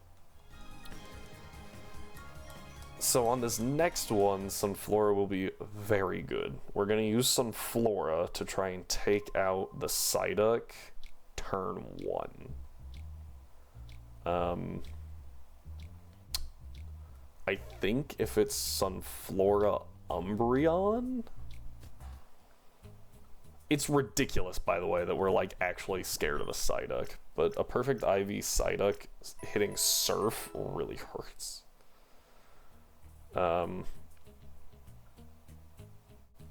Oh, that's right, and the Psyduck hit Espeon for a super effective hidden power, but never fired against Umbreon, which makes me lean toward the fact that it's Ghost or Dark, not Bug, because I feel like it would have fired that off pretty quick.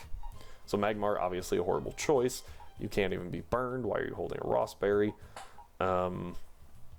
Mischievous isn't bad because the Whiscash does have Bulldoze, but I feel like the best strat is actually Noctowl Sunflora.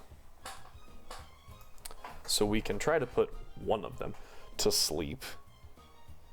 Probably the Whiscash, honestly. Psyduck has a special attack of 56. Where's Whiscash?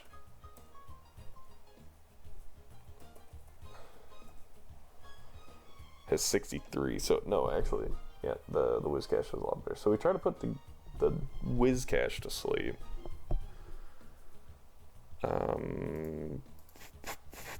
Oh, if it's no. We just talked about how the Psyduck probably doesn't have Bug, right? Because it didn't hit Umbreon, which means it's safe to use Sunflora, and it probably won't click Surf because Sunflora resists. Thankfully, Whiscash has Bulldoze, Muddy Water, and Tickle, 2 of which, if you noticed, Sunflora resists, and Noctowl is immune to Bulldoze. So if it attacks, it clicks Muddy Water, And the Psyduck has Surf and Psychic. Oh, and Hidden Power. Which is Darker. Which is Darker Ghost, which is super effective to Noctowl. Is your Psychic flying?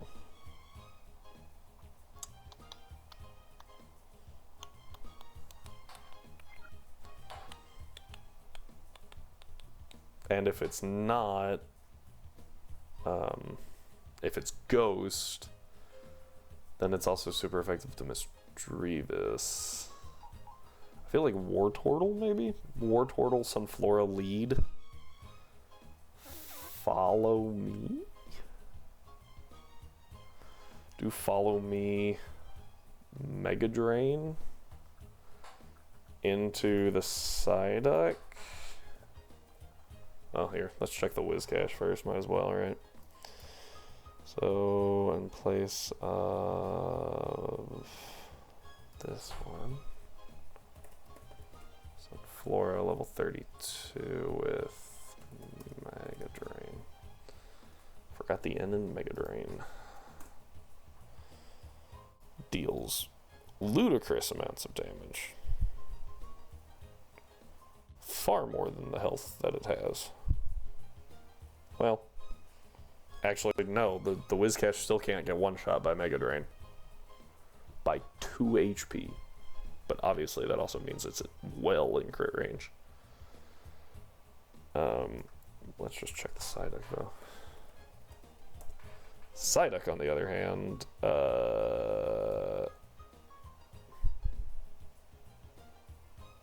something's not right here.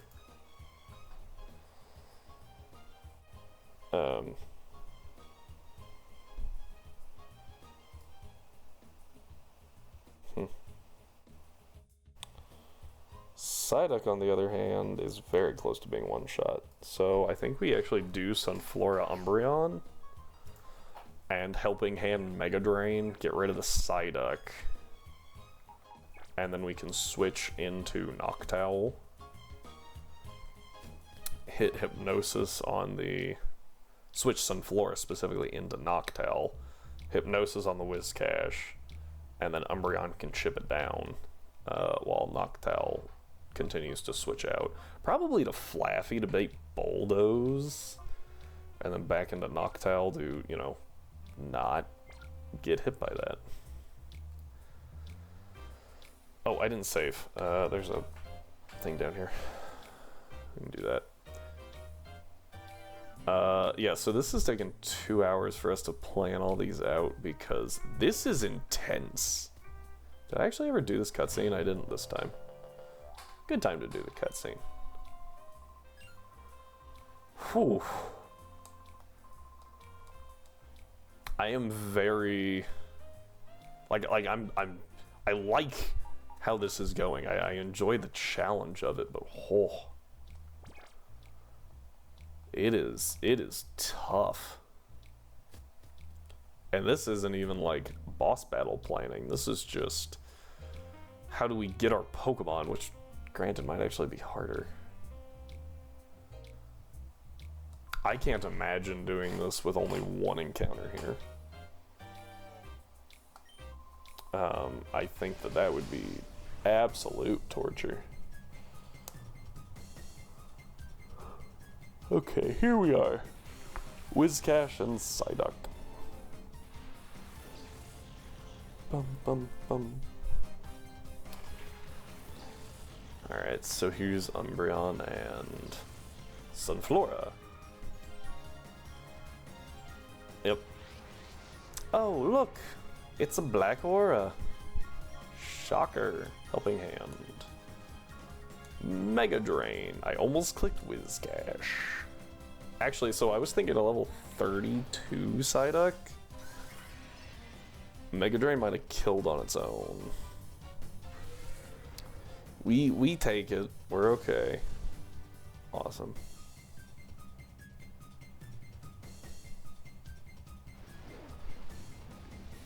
Oh, that is helpful. 'Cause Yeah, there's definitely times in games in general that I get super lost. Or, like, if it was Friday, right, we stop, because we're going to stream it every Friday. So week to week, there is definite potential for me to be like, wait, where were we going again? Alright, so I think Umbreon just clicks Moonlight, and we switch into Noctowl.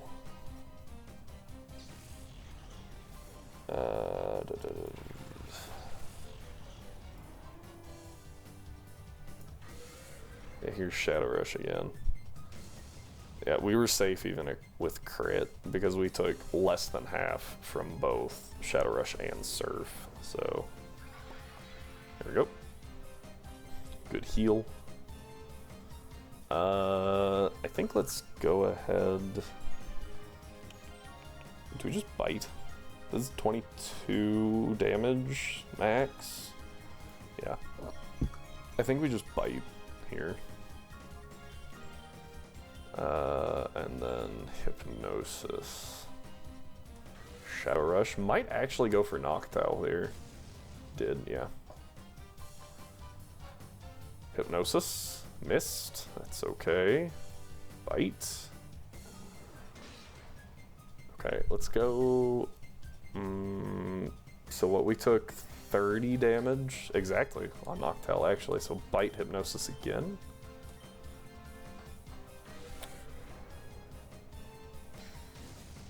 It's interesting that this Whiscash is faster than Noctowl. Oh good, I was really hoping we didn't miss 2 in a row. Oh hey, that's actually really nice. One of the most annoying things is by far when a game doesn't tell you something is updated, and so you're like, where am I supposed to be going? And they're like, check your journal, and you're like, I have been checking my journal. When did this get here? So, good call. Guaranteed sleep turn here. Let's see here. Whiscash. Yeah, 40's not bad. 50% chance. Got it. I will definitely be paying more attention to your game. Like I feel like I've been paying more attention to this than I have the other Nuzlockes, probably because it's so much flippin' harder. But that is all of our encounters now. We're good. We have all of our encounters here. Now we just have to whittle down these shadow gauges, and we already made a pretty decent run at that. That's pretty dang nice. Yep. Bum bum ba dun dun. Cool. So we're definitely wanting to keep Umbreon Espeon right now.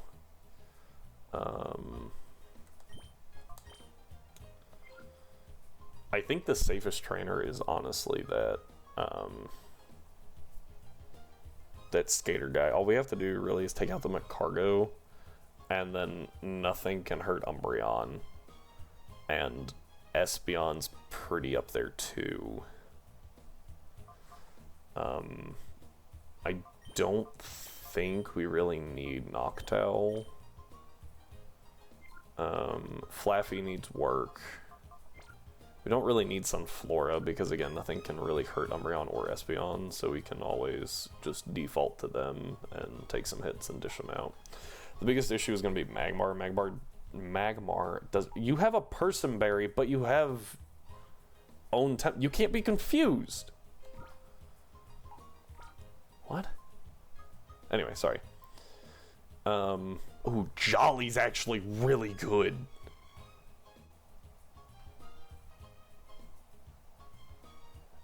It doesn't understand the berry, but dang, it's happy that it has it.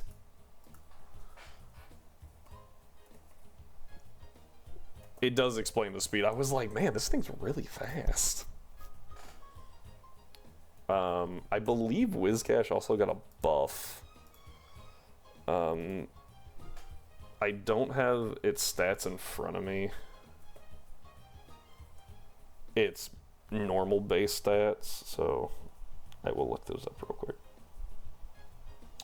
I have its current base stats. Wizcash. Which, by the way, the person wrote down as Wish Cash, as most people say it.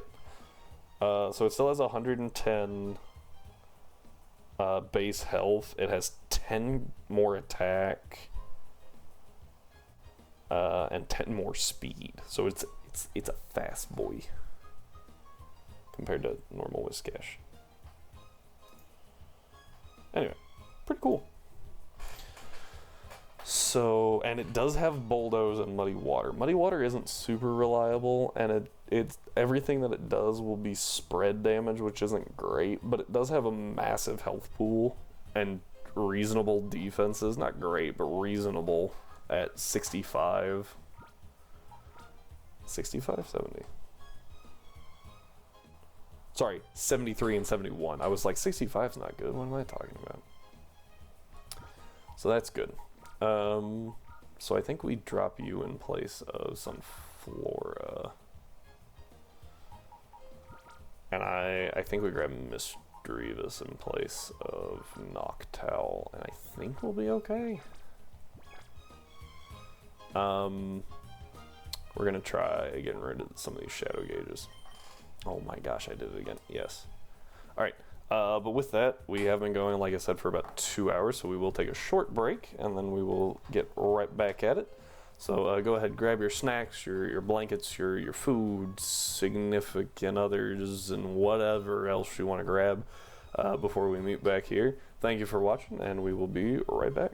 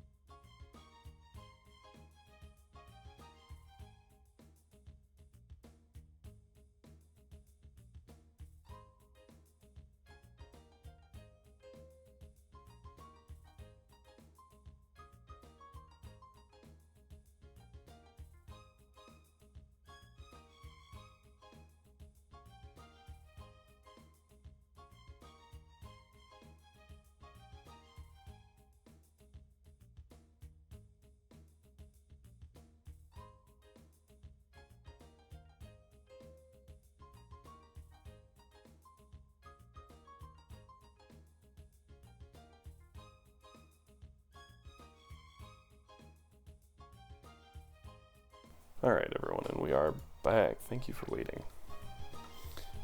Alright, so let's see. Yeah, I think we're good. Off to this rematch now. I think that they'll rematch us. If they don't, I might be in a little bit of trouble. It's this guy, right? So, yeah, Wartortle, Umbreon. Actually, honestly, Wartortle Espeon's probably an okay lead, too.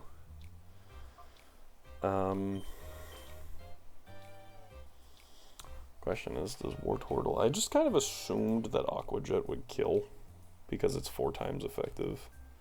But maybe it doesn't. Maybe we should check.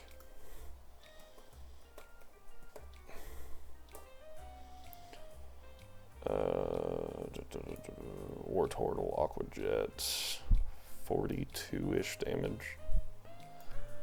It doesn't. Okay, so we'll have to double into it, but I think that Confusion. So it does 42 from that. Confusion does 28, which is... it'd be close. It'd be really close. I also just don't think a Cargo can really do massive damage. Here we go. Oh, good. I thought he wasn't going to battle me for half a second. What do you got, kid? I think you have a Macargo, right? Nope! That's not a Macargo. Not a Macargo. Honestly, probably couldn't be better for us in this situation. Oh, 29, not 28, my bad.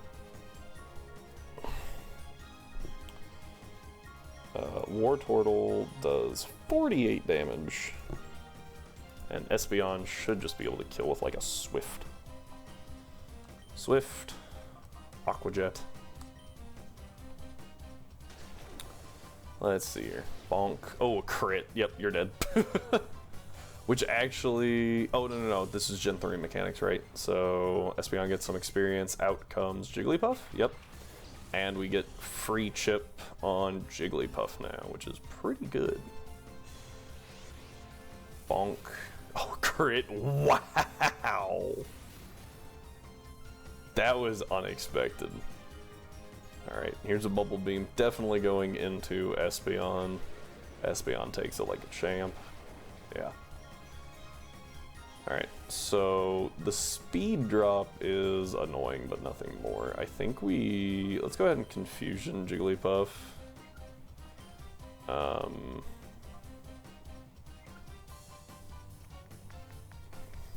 does Jigglypuff have again? It has Disarming Voice. Definitely a Sing, right? Charm is the other one. Charm is the other one. Yeah, let's just Confusion the Jigglypuff and then switch to Flaffy? Mischievous. Let's go Flaffy. Try to get that Shadow Gauge down. Mischievous is also important, but Flaffy actually gets T-Bolt, so... Which, this good damage. Oh, another crit. Jeez. That was crazy. Alright, there's Swablu. This thing does have dual Wing Beat. Yeah. Bubble Beam. Now we're at -2. I feel like we might not outspeed at this point.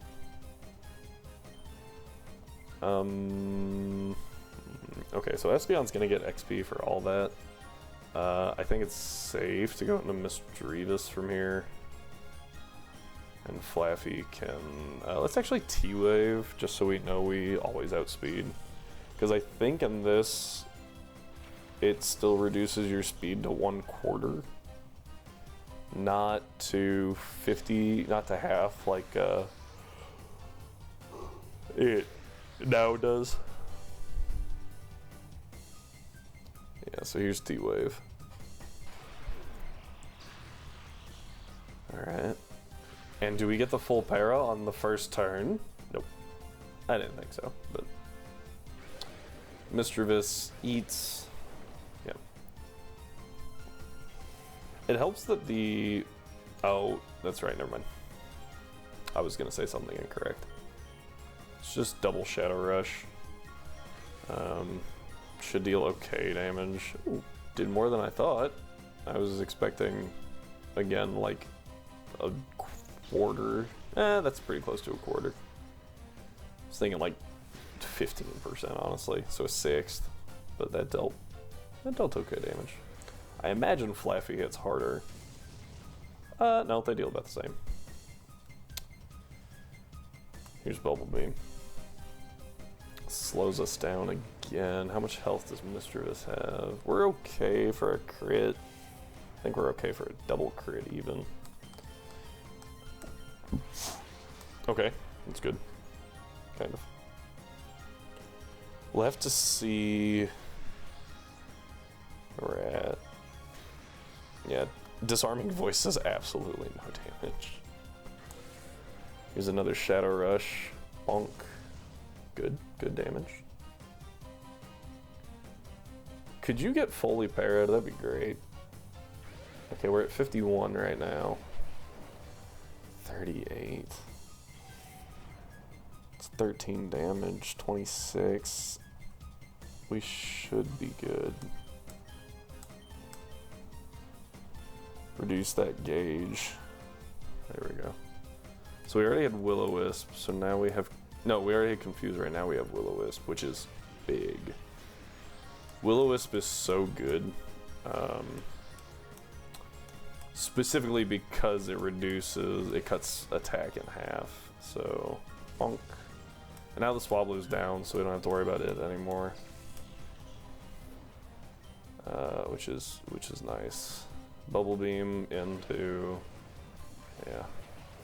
We're good. Yeah, see, we were good even for a crit. We were fine. I wasn't nervous at all. Now we're good. Okay. I think we send in Whiscash here again just to drop that shadow gauge a little bit. Is neutral damage, doesn't have the defenses of, the special defense specifically of anyone else, but does have a lot of hit points. Big old bulky fish. Shadow Rush and Shadow Rush, good. We actually really wanted that. Works out too. Now if this thing's full parried, I was gonna say that would be the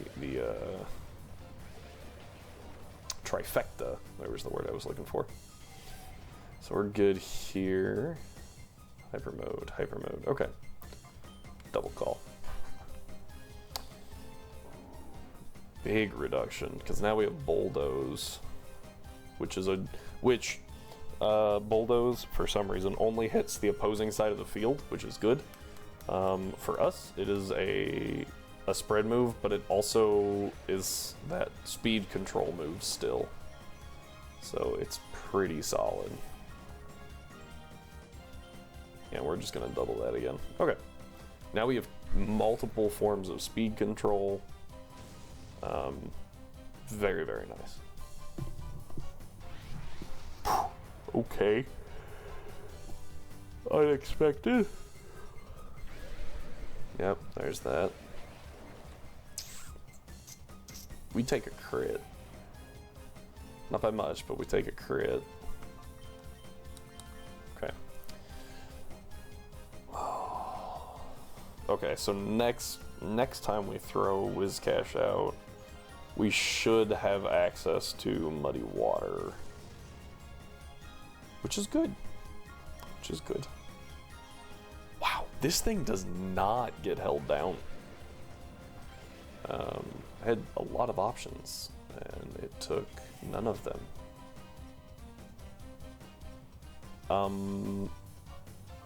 Yeah, I think we just Shadow Rush. Do we Bulldoze? I think we Bulldoze for safety here, and Shadow Rush with Flaffy. Okay. Because there was the opportunity, if we went double Shadow Rush, then there was the opportunity for double Hyper Mode, and I don't think we take a crit with Whiscash from here. So, and again, Shadow Pokemon don't gain EVs, so just Umbreon and Espeon right now. Which, Azumarill gives health, I think Swablu gives speed, might be health. Pretty sure Jigglypuff gives health. And so health on Umbreon and Espeon isn't bad. I mean, health on anything isn't real bad. Sometimes it's optimal to not go into health just so that you have more points elsewhere, but it's not bad to have health. So specifically on Umbreon, honestly, Umbreon with because we're sassy, I feel like Umbreon going into health and defense just makes it unstoppable, or pretty much near it. Alright, yeah, so we have Confuse Ray, we still have Will-O-Wisp. Nope. Nope. Oh, wait. Oh, you don't have your second move yet. I didn't think of that. Oh well.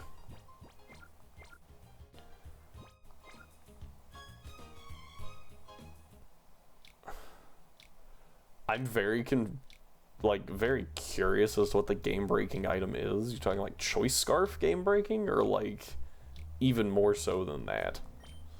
Because early Choice Scarf is actually busted. And we're just gonna do this until our shadow gauges are low enough that we have all of our moves. The only problem is I forgot that it's not first move, second move.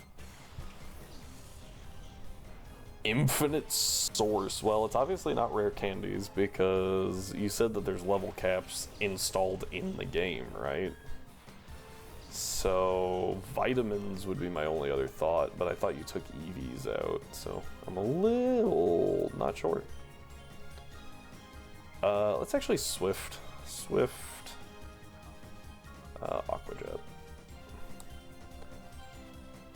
Rare candies are still okay. Oh, I thought that you took EVs out. That was another crit. What? What was that insanity? There's no shot. No shot if we crit again. On the Jigglypuff specifically. No, okay. Wow. I mean, I like EVs too. I think EVs are pretty good. Especially because they let you, you know, make a Pokemon fit your playstyle more. But I can also see the difficulty increase gained by removing them. We're actually gonna just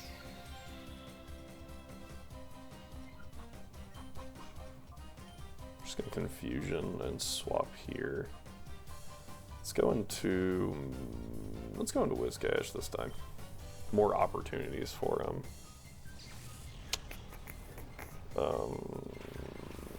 Hyper mode.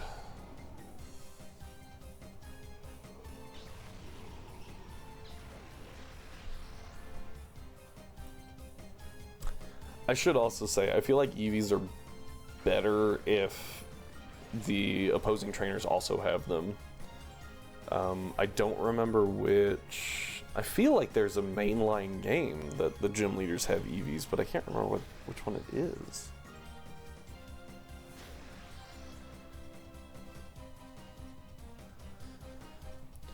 Now, I will also say I feel like optimized EVs can be kind of busted, right? So BDSP is a really good example where the E4 has perfect IVs, random natures on all but their ace, I believe. Random natures on all but their ace, and their ace has a mildly beneficial, has a beneficial nature, but not like the best one.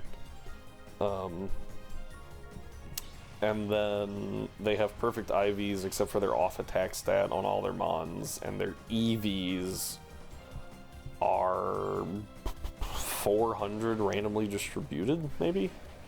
No. I don't remember how their EVs work, but I know Cynthia in particular, BDSP, has beneficial natures, the best natures on all of her mon, perfect IVs across the board, and all of her EVs are distributed competitively. So you're fighting a competitive singles battle, and it's actually insane. Let's go to Flaffy. Shadow Rush the Swablu. And don't get me wrong, I think that's a really cool challenge, but I also feel like that should be a mode, right? You have casual where people do just run through it because they want nostalgia, even though they kind of killed the nostalgia by making everything look so derpy and chibi, in my opinion. But they, I feel like they could have had casual mode and like challenge mode, like they had in Black and White 2, I believe, right? Yeah, we'll double into the Swablu real quick. Yeah. Does no damage. Alright, Shadow Rush, good. Bonk. That wasn't necessary. But that does get... that dealt with. Bonk. Ooh, didn't kill. Slightly surprised. Yeah, here comes Bubble Beam. We're gonna need to swap Wizcash out. Just taking too much damage at this point.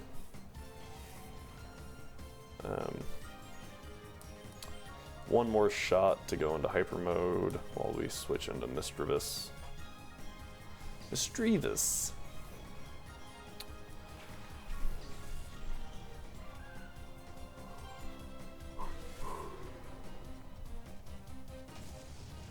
Is there a built-in randomizer to your game, Ryan? I'm not saying you should put one in. I'm just curious. I know that like Pokemon Fusion has one, and oh, there is, cool. So does Radical Red. So I was like, I wonder if he did that too. I think that's probably a pretty good way to do it, but yeah. Nuzlocke randomizer and monotype challenge. Neat. Now, when there's a monotype challenge setting, is every trainer a monotype? Are they all the same, or is it? I imagine not, because that'd be really boring. But I'm curious about that one. I've never done a monotype run, so I've come pretty close.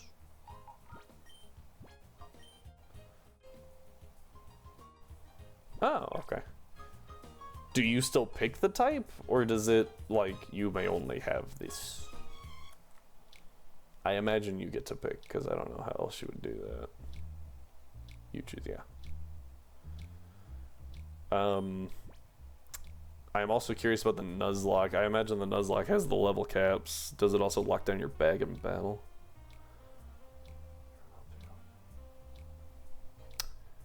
You know, I would believe that, and I don't think I will.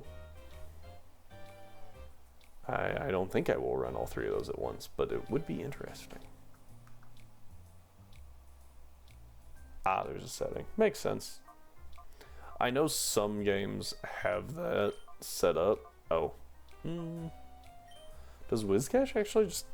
Can we just bulldoze and kill the stupid slug? I feel like we might be able to.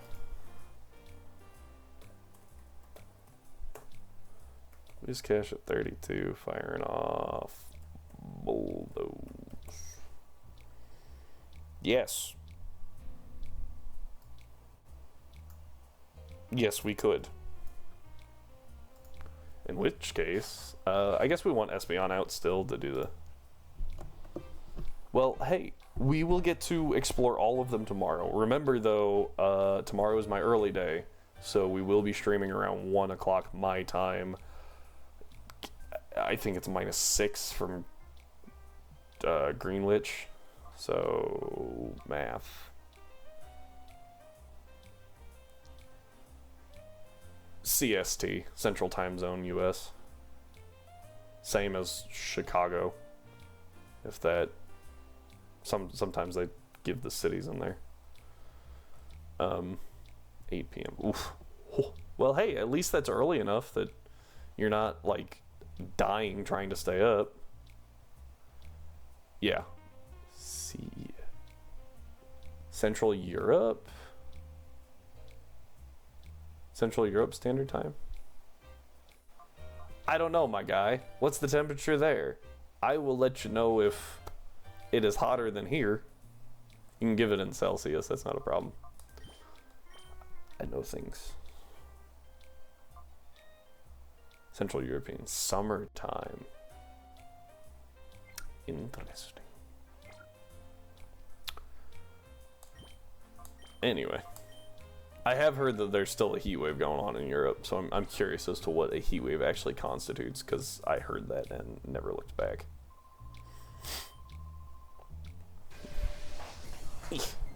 Oh, did I switch Espeon for Flaffy, or did I?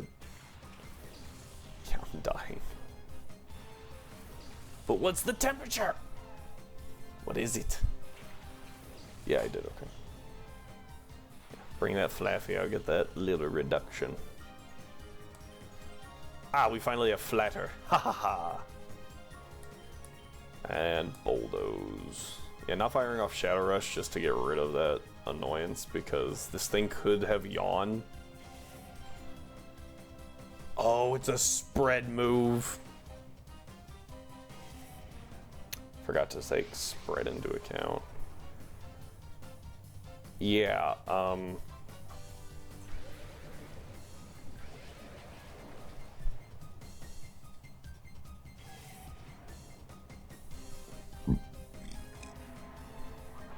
oh, sunny day. Pfft, we're fine. That actually is really bad for them, because now Bubble Beam's weaker. We'll just bulldoze again. Before we do, though, it is currently 96 degrees Fahrenheit here, but the heat index is 106. And they're very nice. Excessive heat warning. Like, I couldn't figure that out. That's true, we do have AC. I forgot that Europe doesn't, honestly. I forget that Europe doesn't have AC all the friggin' time, because it's such a staple around here. In theory, if you build against cold, it should also be built against heat, because insulation. Oh, stone walls, that's fair. Yeah, we use... What do you guys use for insulation? Paper. Paper is actually a really good insulator. Hair is also very good, fun fact. Oh. Well, that's awkward. Rigid foam. It's effective, I guess.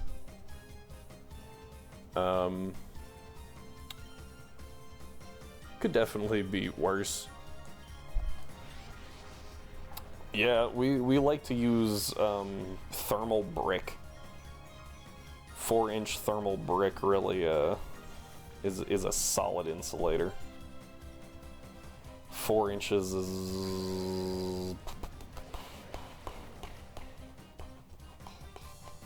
2.54 centimeters. So you're looking at like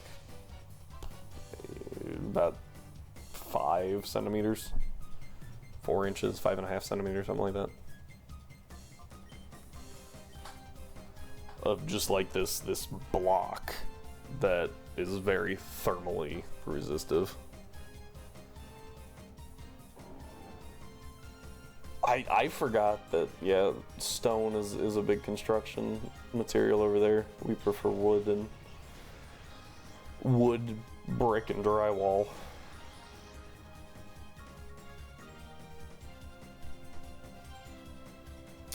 The real question is, do people in Europe actually want air conditioner now? Is this a market that I could, like, sneak in on, selling AC units to Europe? Or do they all just want to suffer and just suffer? That's my question. Wizcash takes another one, so we go. I feel like if it continues being 90 degrees, you will change your tune. You'll be like, yeah, no, AC would be great. Are your roads holding up? Like some of our roads, specifically like the patches and stuff on them, get a little squishy when it gets this hot. I imagine your roads aren't made to resist that this like level of heat super well, so I could definitely see it like deforming a little bit, like a car sits too long and kind of sinks. German roads are very strong. Oh, I forgot you were in Germany. I knew that, but for some reason I was like, ah, yeah, he's in freaking like France. I actually don't know where I thought you were. Just Germany was not my first remembrance. Which is ridiculous, because we talked about me reading your German writing the other day and going, yep, I sound like an idiot. Probably.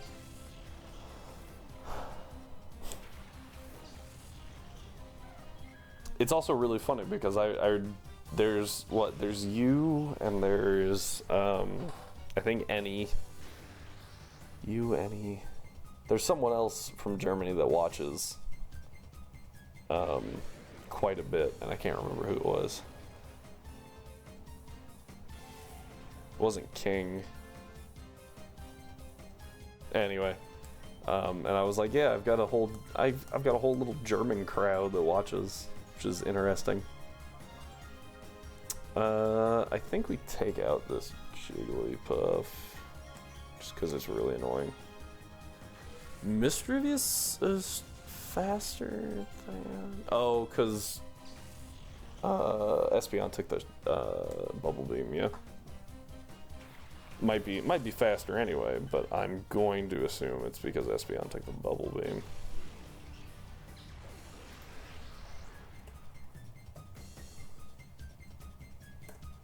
Nah, it's just faster. Never mind. Bonk. Yep. And now we focus on the Swablu. Okay, Fever Pitch. That's actually very helpful. Swablu being fairy flying in this is going to be part of its downfall, because now we can hit it with Shadow Ball, which is going to hit like a truck. As long as we, you know, survive a couple more turns, and yeah, we're fine.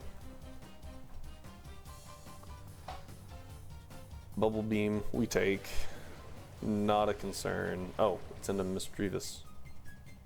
Huh, for some reason I thought it was going into Espeon. So we'll call you and Confusion the Swablu just to get it out of there. Make sure it dies.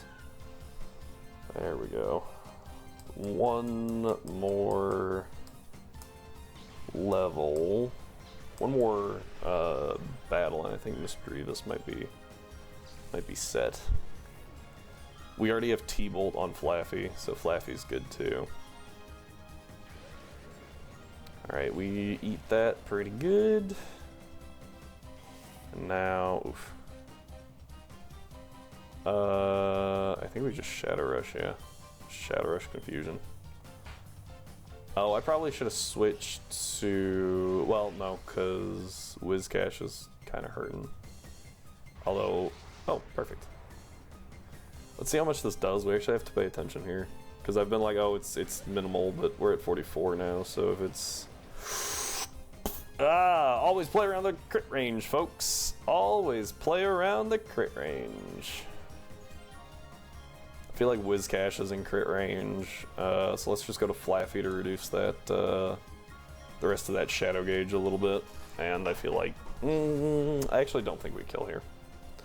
I think where we push it, like, right up to that edge, but I don't think we kill with Confusion here.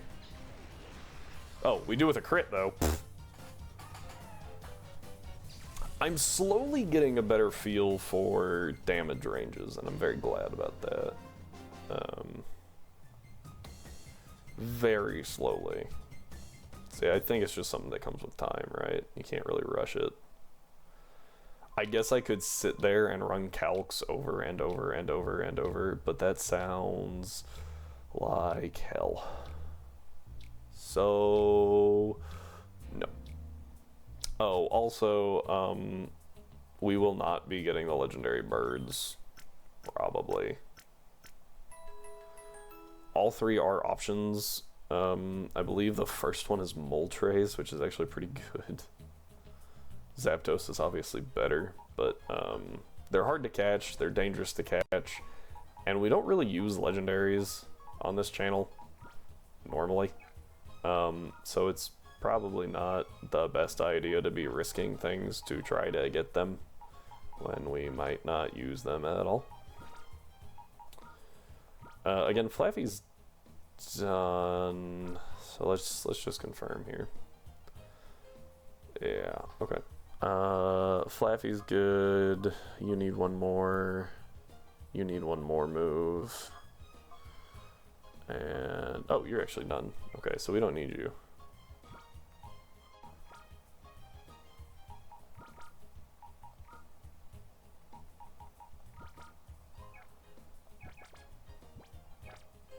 Yeah, that's fair.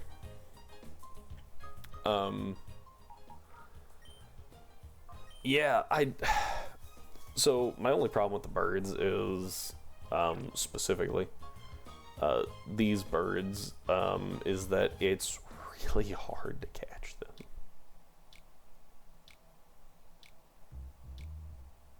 Yeah. Well, also we can't Master Ball them because you don't get the Master Ball until the tower. So, but here's what I'm thinking for the tower, at least, is that we will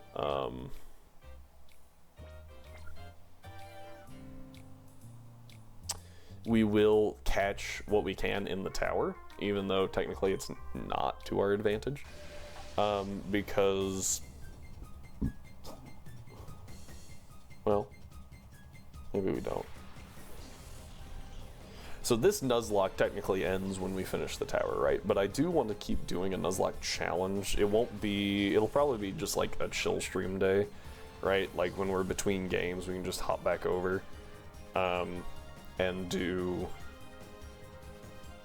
we'll call, and you know what, let's Muddy Water, just cause. Actually, let's Bulldoze, because we don't want the Slugma to die. We want it to set up Sunny Day for us. Anyway, we would jump back over here and do some challenges, just because we can.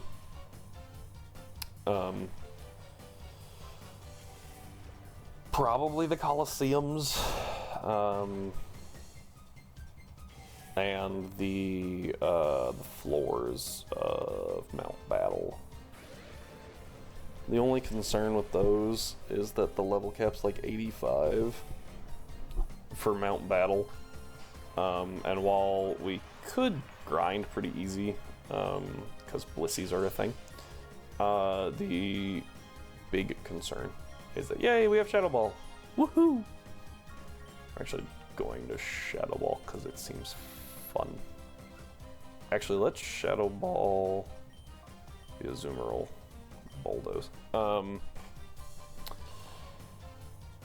There's a purpose for that. I don't know if they would be in a Nuzlocke setting necessarily, because they're all really hard. Maybe individual Nuzlocks, but I don't know how we would do that. Like, we would do the Fennec Colosseum, right? and we would Nuzlocke it. So we would have everything that we had access to, and then we would have to go through all of the Colosseum with what we had, and if anything faints, it goes in the box and we can't use it again. But then each Colosseum has their own Nuzlocke. Because I have played them, and they are not easy.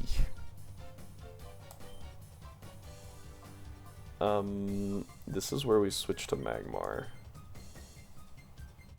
And we bulldoze again. Because Azumarill is definitely slower than we are at this point. Than Whiscash. Magmar gets that Shadow Gauge reduction.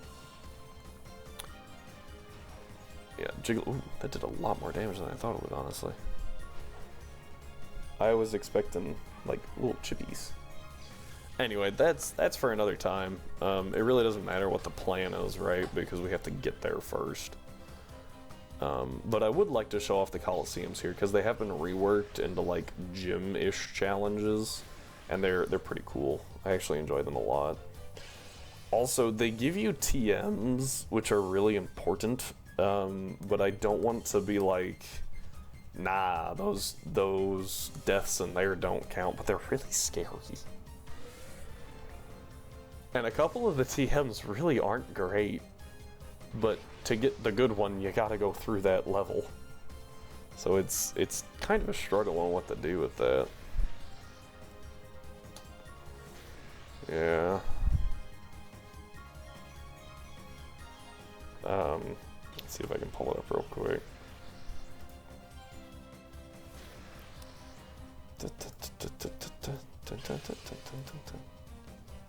Let's see here, TM list, because I think this has locations on it. Let's see here. Yeah, we're just gonna Shadow Rush, and we don't actually need to call Whiscash, but might as well to get rid of that gauge. Also, so we can use Muddy Water if we feel like it. I lied. Apparently it doesn't tell you.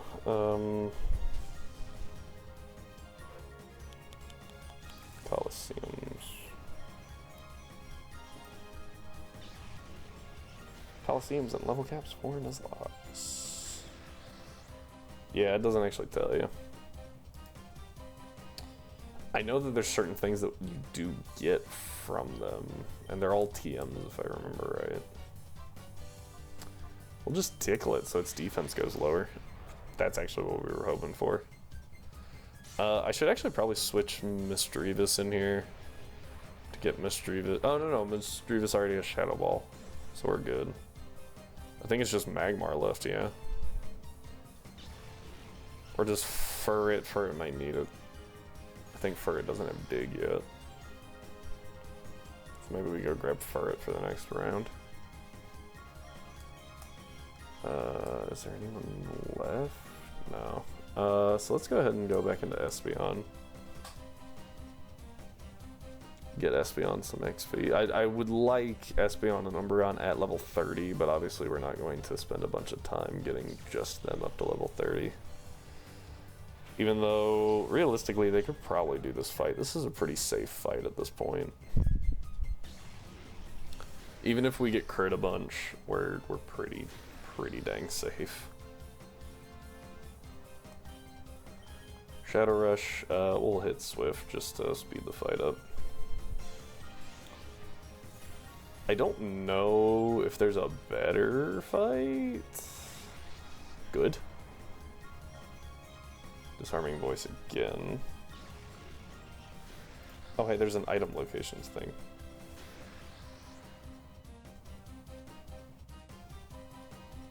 Yeah, so...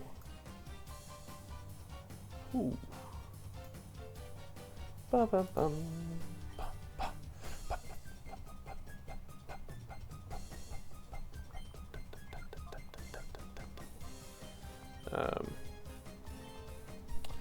Yeah, so that's fine. Suffer building chests. So in Fennec, TMs 18, 11, 19, and 22 are all Colosseum rewards. And then there's 5 in Pyrite. One of them is TM1, which is not Focus Punch, because they changed that.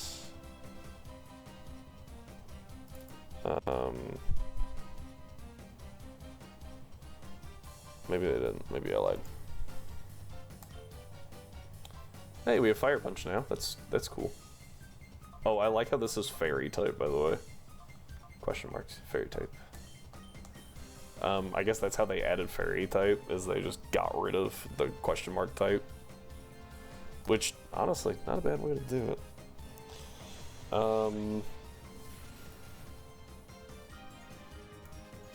So let's have a look here. Oh, crit. Works for me.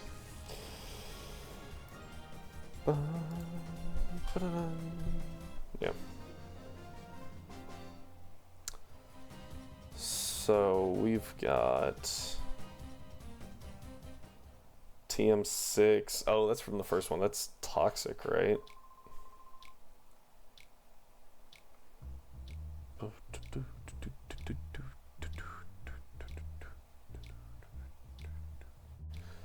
TM7 is Rock Slide, and you get that from Pyrite. TM1, again, you get, but I don't know what that one is. I just kind of assume it's Focus Punch or Dynamic Punch, whichever one is normally TM1. Actually, Dragon Claw is a pretty low number, right? Or am I crazy on that? I don't think it's 1, but I felt like it was a pretty low number. Alright,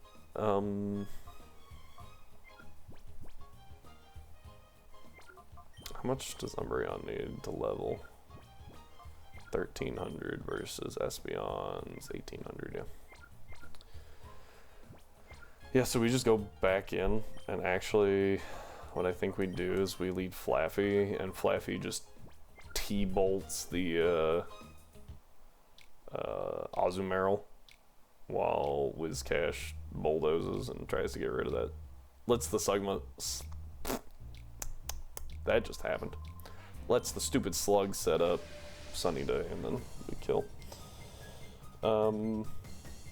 Let's see here. TM7, Rock Slide, TM5, Dark Pulse, that's pretty dang good. TM22. I don't know what that one is. That one didn't change though, so. 46 is Thief. T-Bolt! Bulldoze. Yes, the Fast Switch Whiscash. Yeah, that's what, like, I really want Rock Slide, but it's really, really dangerous to get. Because you have to go through 2 sets of the Pyrite Colosseum. Which is 4 or 5 battles that you can't change your team, and you can't change your leads. And we have no real documentation. Well, that's a lie. We do have documentation. I lied.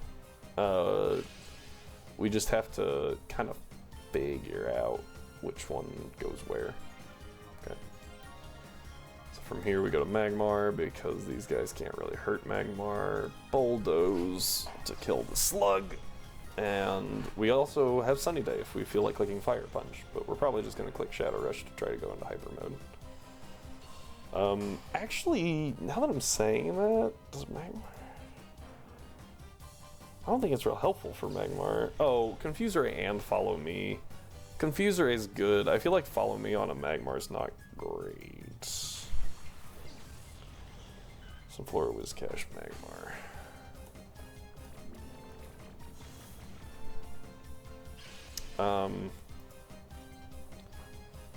Yeah, I feel like we just want Confuse Ray for coverage stuff. Yeah, at this point we just go into Espeon, right? And if Espeon takes some damage, we'll just switch into Umbreon. Alright. Good. Good. Oh. We're taking this guy's lunch money. Actually, we're past just like kicking his Pokemon around to take his lunch money. We're taking like his life savings right here. Alright. Some damage there. Yep, you're in hyper mode. Call. That should reduce it by a ton, which is great. Yep. So we only have one more gauge, right? And then we get Confuse Ray, and then I think we're okay. We don't really need Follow Me. Oh, do we have to fight Kale first? I didn't even think of that. I think we have to fight Kale before he tells us that we have to do the Colosseum.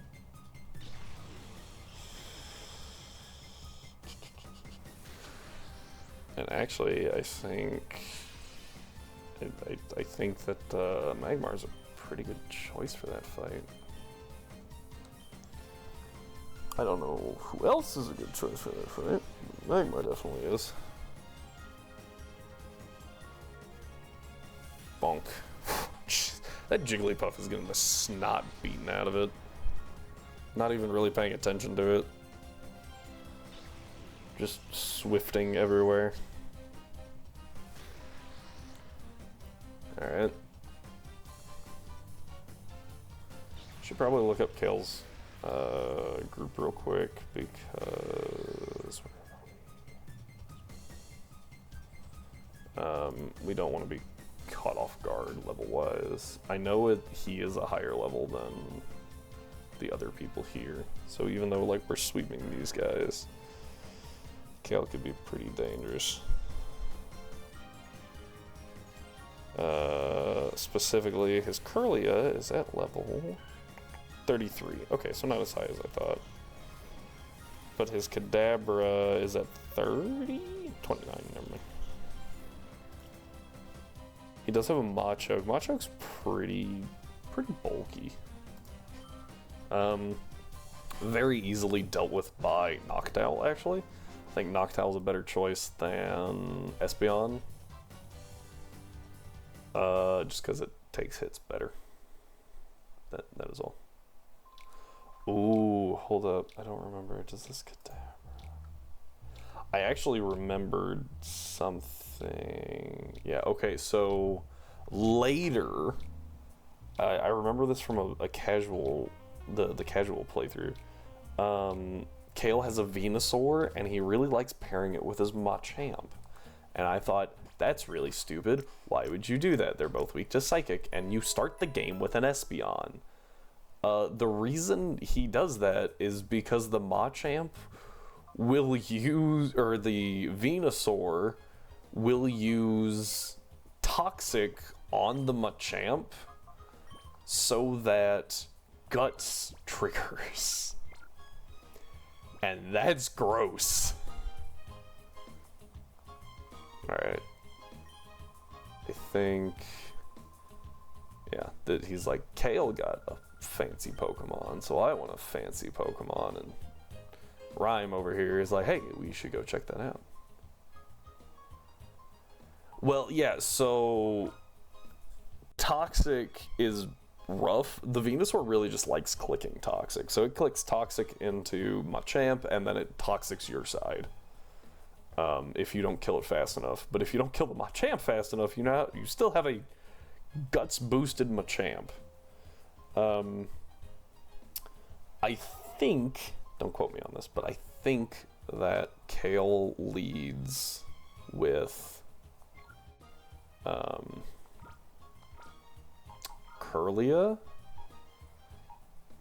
Flaffy does not do a whole lot for us in the Kale fight.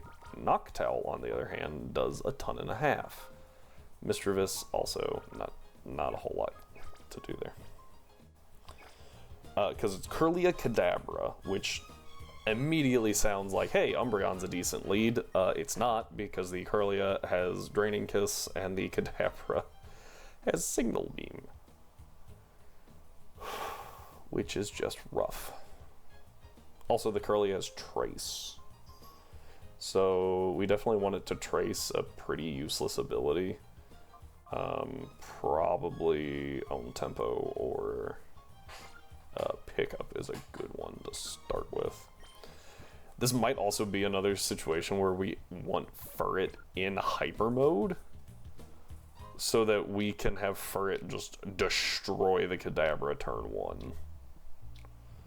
1. Neither of the leads has any like ground coverage, but obviously the Ivysaur and the Machoke can absolutely wreck our little Furret. Oh, the Machoke also has Rock Tomb, so that's not great for our Noctowl.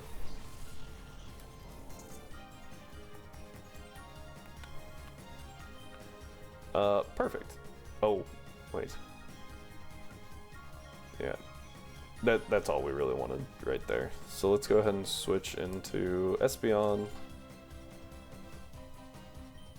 The big issue with like trying to run Espeon in the front as a lead against Kale is going to be that, again, the Kadabra has Signal Beam.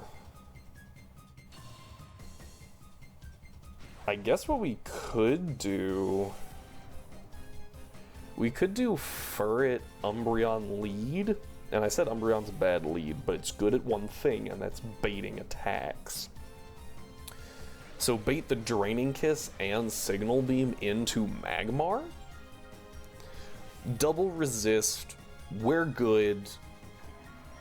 Furret can then go for the kill on the Kadabra. What is Furret's speed? Yeah, we're good here. Let's go ahead and hit a Confusion into the Azumarill and a Bulldoze so that Magmar can switch in without a hitch.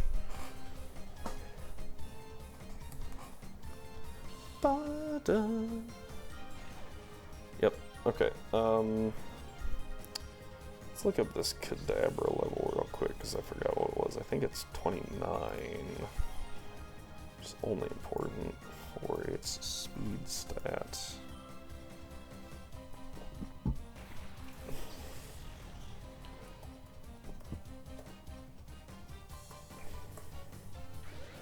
Speed stat of 74. No, it's closer to 65 because its IVs are garbage.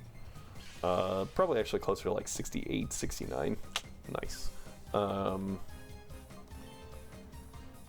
I don't think it's something to be real concerned about now. We can't switch Magmar in because they're gonna Bubble Beam Whiscash's slot.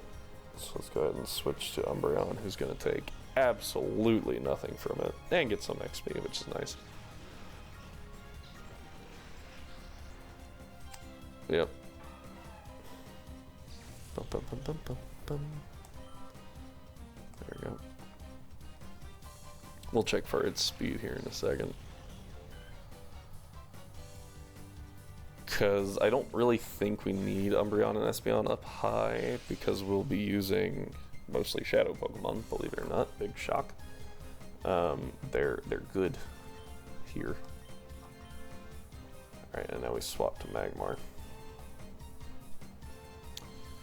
And once again, we'll spam Shadow Rush until the battle's done, and then Magmar should be good to go. Yeah. Oh, we actually already got Confuser, eh? So this was more just for Umbreon and Espeon. Who I do actually believe could solo this fight if we wanted them to.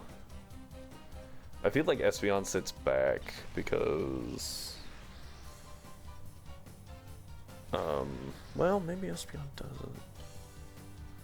Espeon might be better than Noctowl. But Noctowl's Compound Eyes and Hypnosis combo's kind of cracked. It's not super great because it can still miss, but it definitely reduces the amount of times it can miss. So that's really good. Because Compound Eyes is 30%, right? And in a game where Hypnosis is 60, or is it 65? That actually matters because it's a couple extra points. I'll have to check.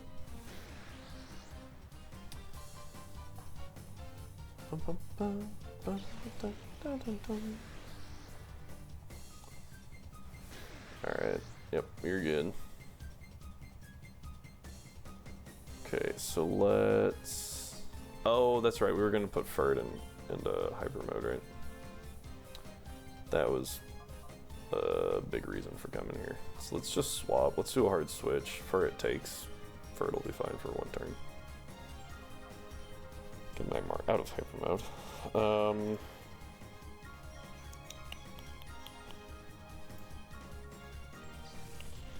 Right, Furret.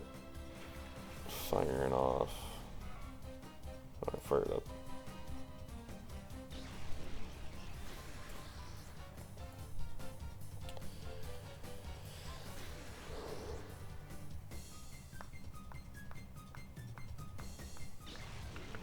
I need a 60 base power normal move.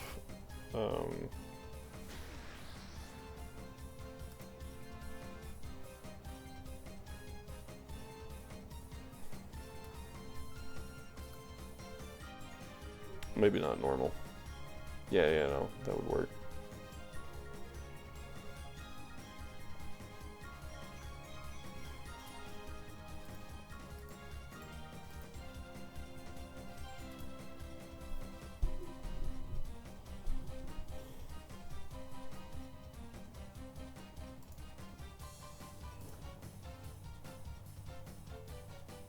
Need a 60 base power normal type move or a 90 base power move that is not super effective to Psychic. There we go.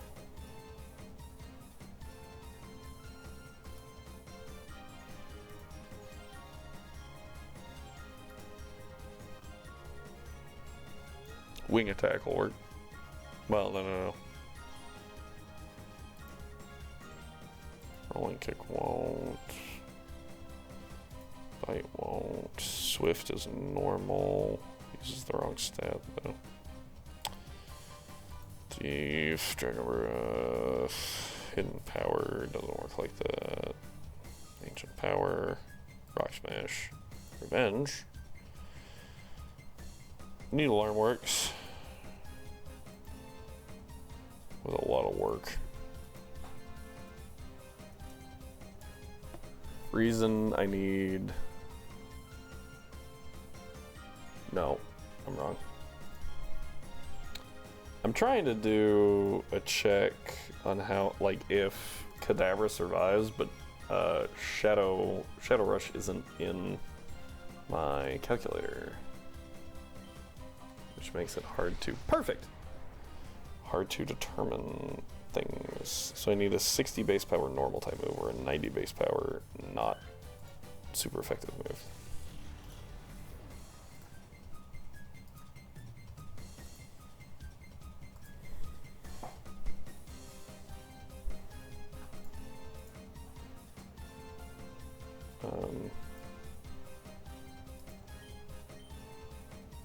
And it has to be physical. That's the other issue that I'm running into. The Feint Attack, Dragon Breath, Hidden Power. Needle Arm. Rock Tomb, Silver Wind, Shadow Punch. Covet. Covet will work.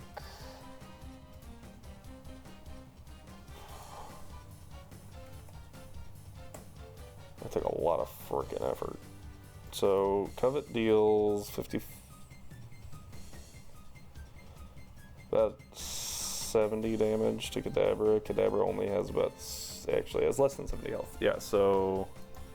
Shadow Rush from Furret does guarantee kill Kadabra. So I think Furret's probably a good lead, because I think Furret's faster. Oh, ooh, actually, not by a ton, but is faster, so that's all that matters there. So I think we lead Furret, which will bait out. I actually don't know who will bait out, but whoever baits out, it'll be okay. And Furret obviously is faster than Whiscash, and Whiscash can bulldoze to slow the other side down. Or we can go Noctowl and do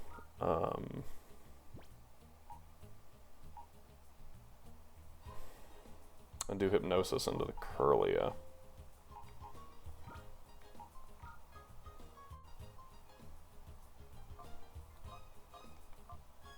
Yeah, 60 accurate. So 60 times 1.3 is like 78, right?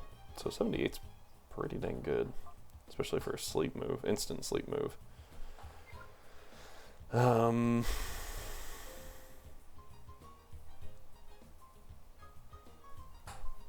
Does Furret actually kill Machoke with Shadow Rush as well?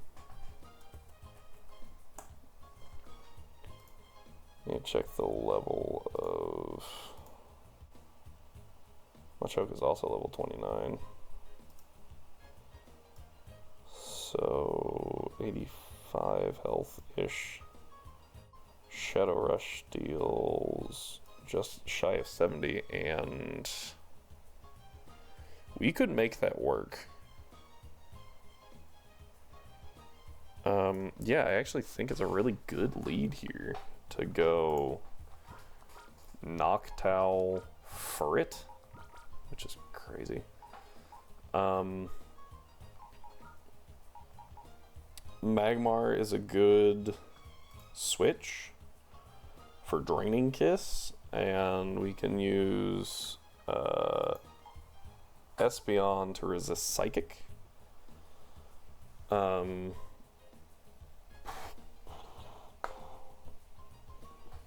And then Espeon and Noctowl both deal with Machoke and Ivysaur. Furret deals with everything because apparently Hyper Mode is busted. And we just have to make sure that Furret doesn't nothing kills the Curlia immediately. It might be good to bring Flaffy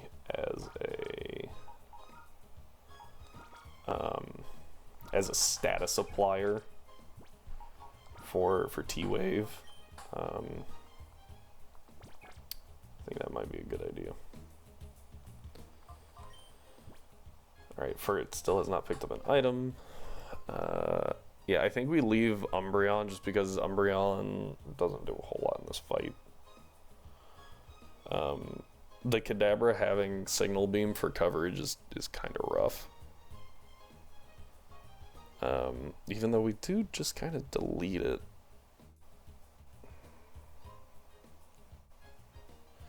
The Draining Kiss on the Curlia is what's making me hesitate, because I feel like Draining Kiss on Curlia is going to deal quite a bit of damage to Umbreon.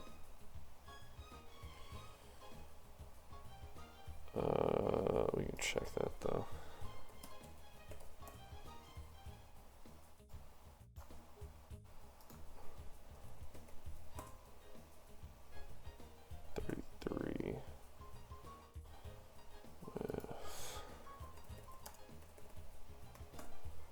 The fact that Draining Kiss also heals. Yeah, 39 damage is not great. I mean, I guess we do have 100, like, we take a crit, but why would we take a crit when something else can take it a lot better?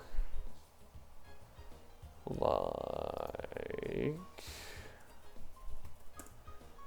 Whiscash.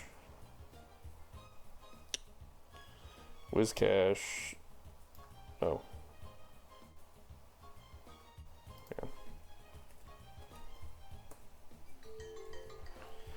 Alright, yeah, so that is my alarm because I have things to do. So I think we'll probably get... Oh, whoops.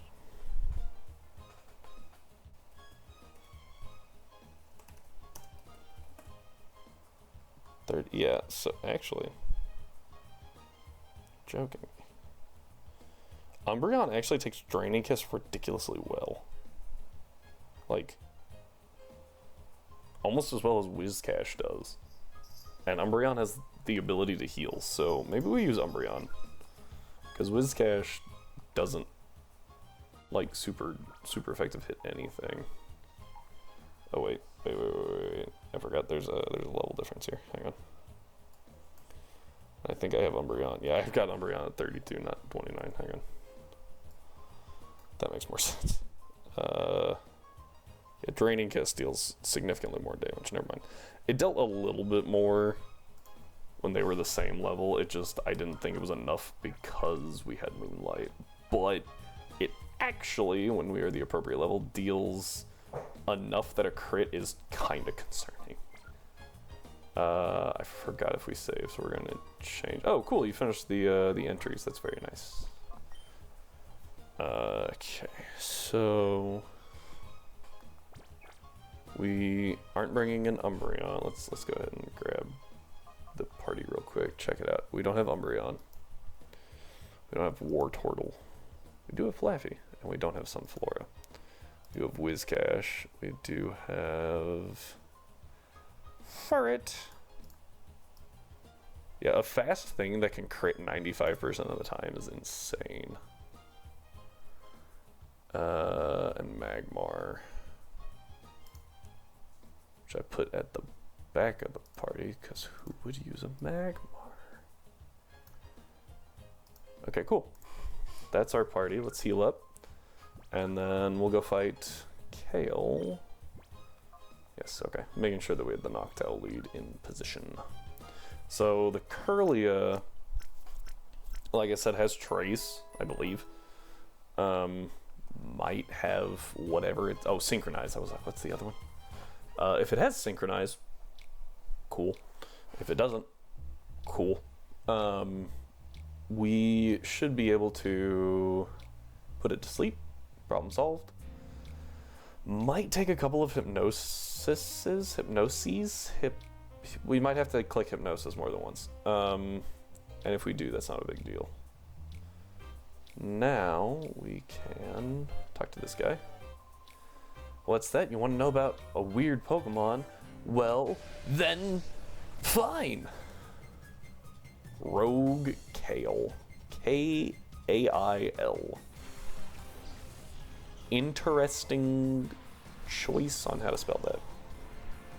Kirlia has 61 speed. Noctowl has 59 at max. I think that's because of the nature, isn't it? Okay, it does have Trace. Shadow Rush into Kadabra. I don't remember what nature you are. Sassy. That is horrible. Actually, that's really bad. We have 45 speed. We are not outspeeding this thing at all. Hypnosis into the Kirlia. Here's Shadow Rush. Crit. Doesn't matter. Bonk. Dead. Okay. Machoke. Okay, so it was Machoke. Imprison. You don't have... Yeah, this thing doesn't have anything. Oh, it has Shadow Rush. Oh, we don't have Shadow Rush anymore. That's really bad. I didn't even think of that as a possibility.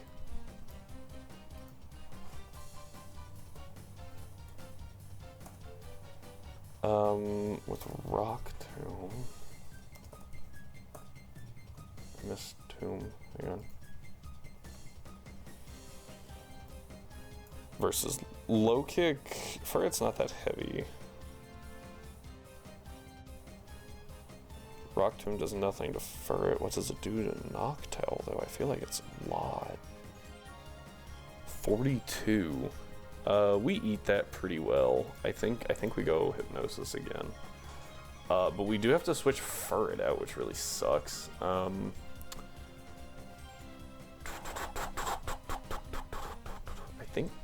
let's go Flaffy. No. Let's go Whiscash.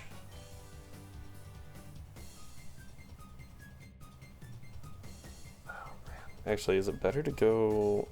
I bet Espeon's actually the best choice here.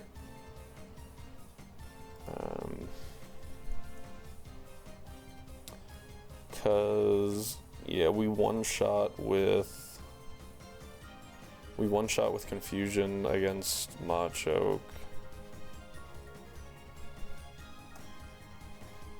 And then, actually, I think it's a roll against the other one. So let's... I think Espeon's the better choice here. And then Hypnosis again into the Kirlia. It's going to get a move off, which I really don't like. It's probably going to be Draining Kiss. Could be Psychic into the... Okay, so we went to Psychic the Furret, so this is really good for us, because that's going to deal more than I thought. Please! You have 75% accuracy! Alright, again, Confusion kills the Machoke. I need you to land this. This is really important right now, that you hit the frickin' Kirlia. No! Oh dear. That's gonna be...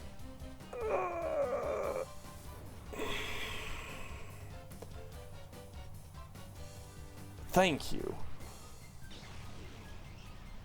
Okay, that was really bad RNG. Focus Energy. That works. That works. Kirlia's guaranteed to sleep this turn. So we're going to Morning Sun and Extra Sensory the Machoke. Extra Sensory can't miss, right?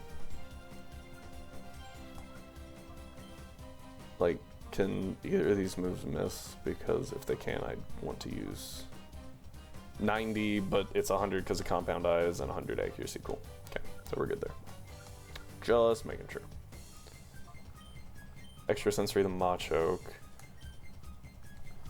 Yeah, so we Morning Sun twice. Get back Espeon back to full. Because we are faster than Kirlia. Boom, dead. Okay. That was scary. Honestly, like, that was scary. Here's Ivysaur. Ivysaur taking an Extra Sensory from you.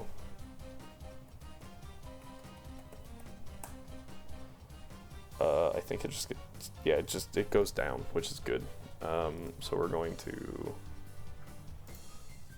Morning Sun again, and then Extra Sensory the Ivysaur. Because according to this, Noctowl does like 96 damage at a minimum, and this thing's max health is 82, so... Bonk.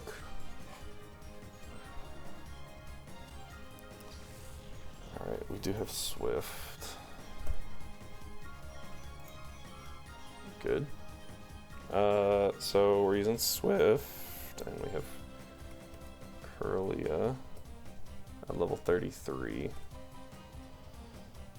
98 health. Swift does 24 damage.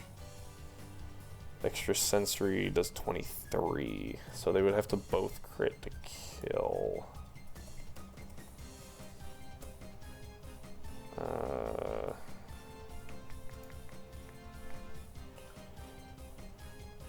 Yeah, so I think what we actually do is we Swift. Yeah, let's Swift an Extra Sensory here.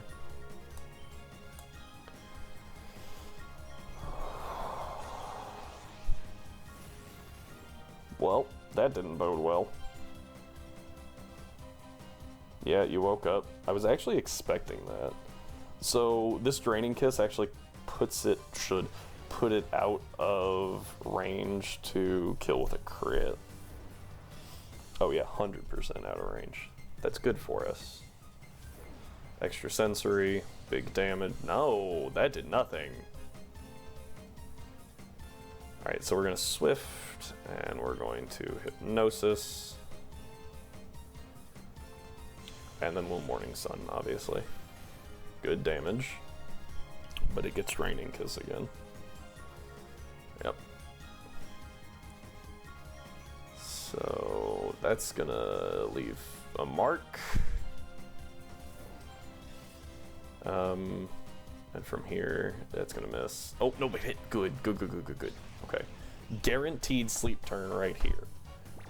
Judging by how much extra sensory did,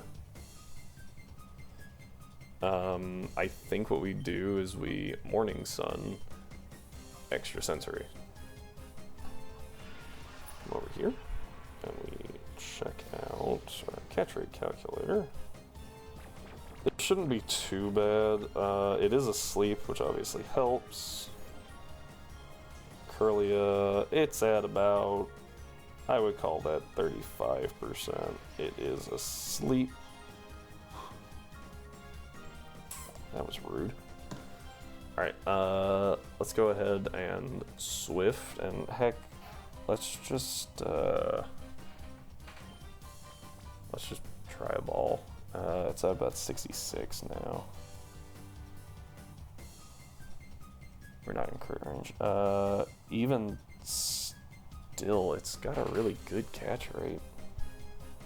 Like 62%, that's insane. At this high of health? Holy cow.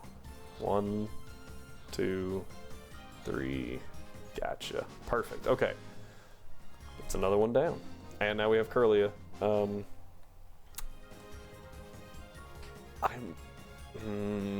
Shadow Rush is a good move, but I feel like it's pretty situational, so I think having Curlia being able to imprison isn't great, especially because Curlia can't stick on the field real long. If it was like a Gothitelle that's bulky, that'd be something different, but it's not. I don't think Imprison's super great. It's definitely good against us, but against like a random trainer, I feel like it's not as good. Yeah, it's just where I'm at. Okay. We have been going for like 3.5 hours, and I actually am meeting up with some buddies for dinner. So I think this is where we stop, and we'll start next time with the Colosseum proper. Well, that'll be on Tuesday, right? Because next time we're actually going to start Pokemon Light. So, woo. It's okay, Rhyme. We're playing your game next time, so. Okay, sounds good. I'll patch it tonight when I get back, and we should be good then. So, thankfully we didn't lose anyone in that fight. For a second there, I thought we were going to lose Espeon, and I was really scared because I thought that Machoke just like got evaporated. Anyway, Rhyme, thank you for being here. I appreciate it. Everyone else who is creeping in chat, I also appreciate you, but Rhyme talks, so I appreciate him a little more. If you're watching on YouTube, also greatly appreciated. The support is wonderful. Go ahead and drop a comment about how no one actually died. I don't think I made a bad play, except for maybe going for Hypnosis. You can complain about that, I guess, and click that subscribe button while you're down there. And with that, yeah, we're done for the night, so I will see you all next time.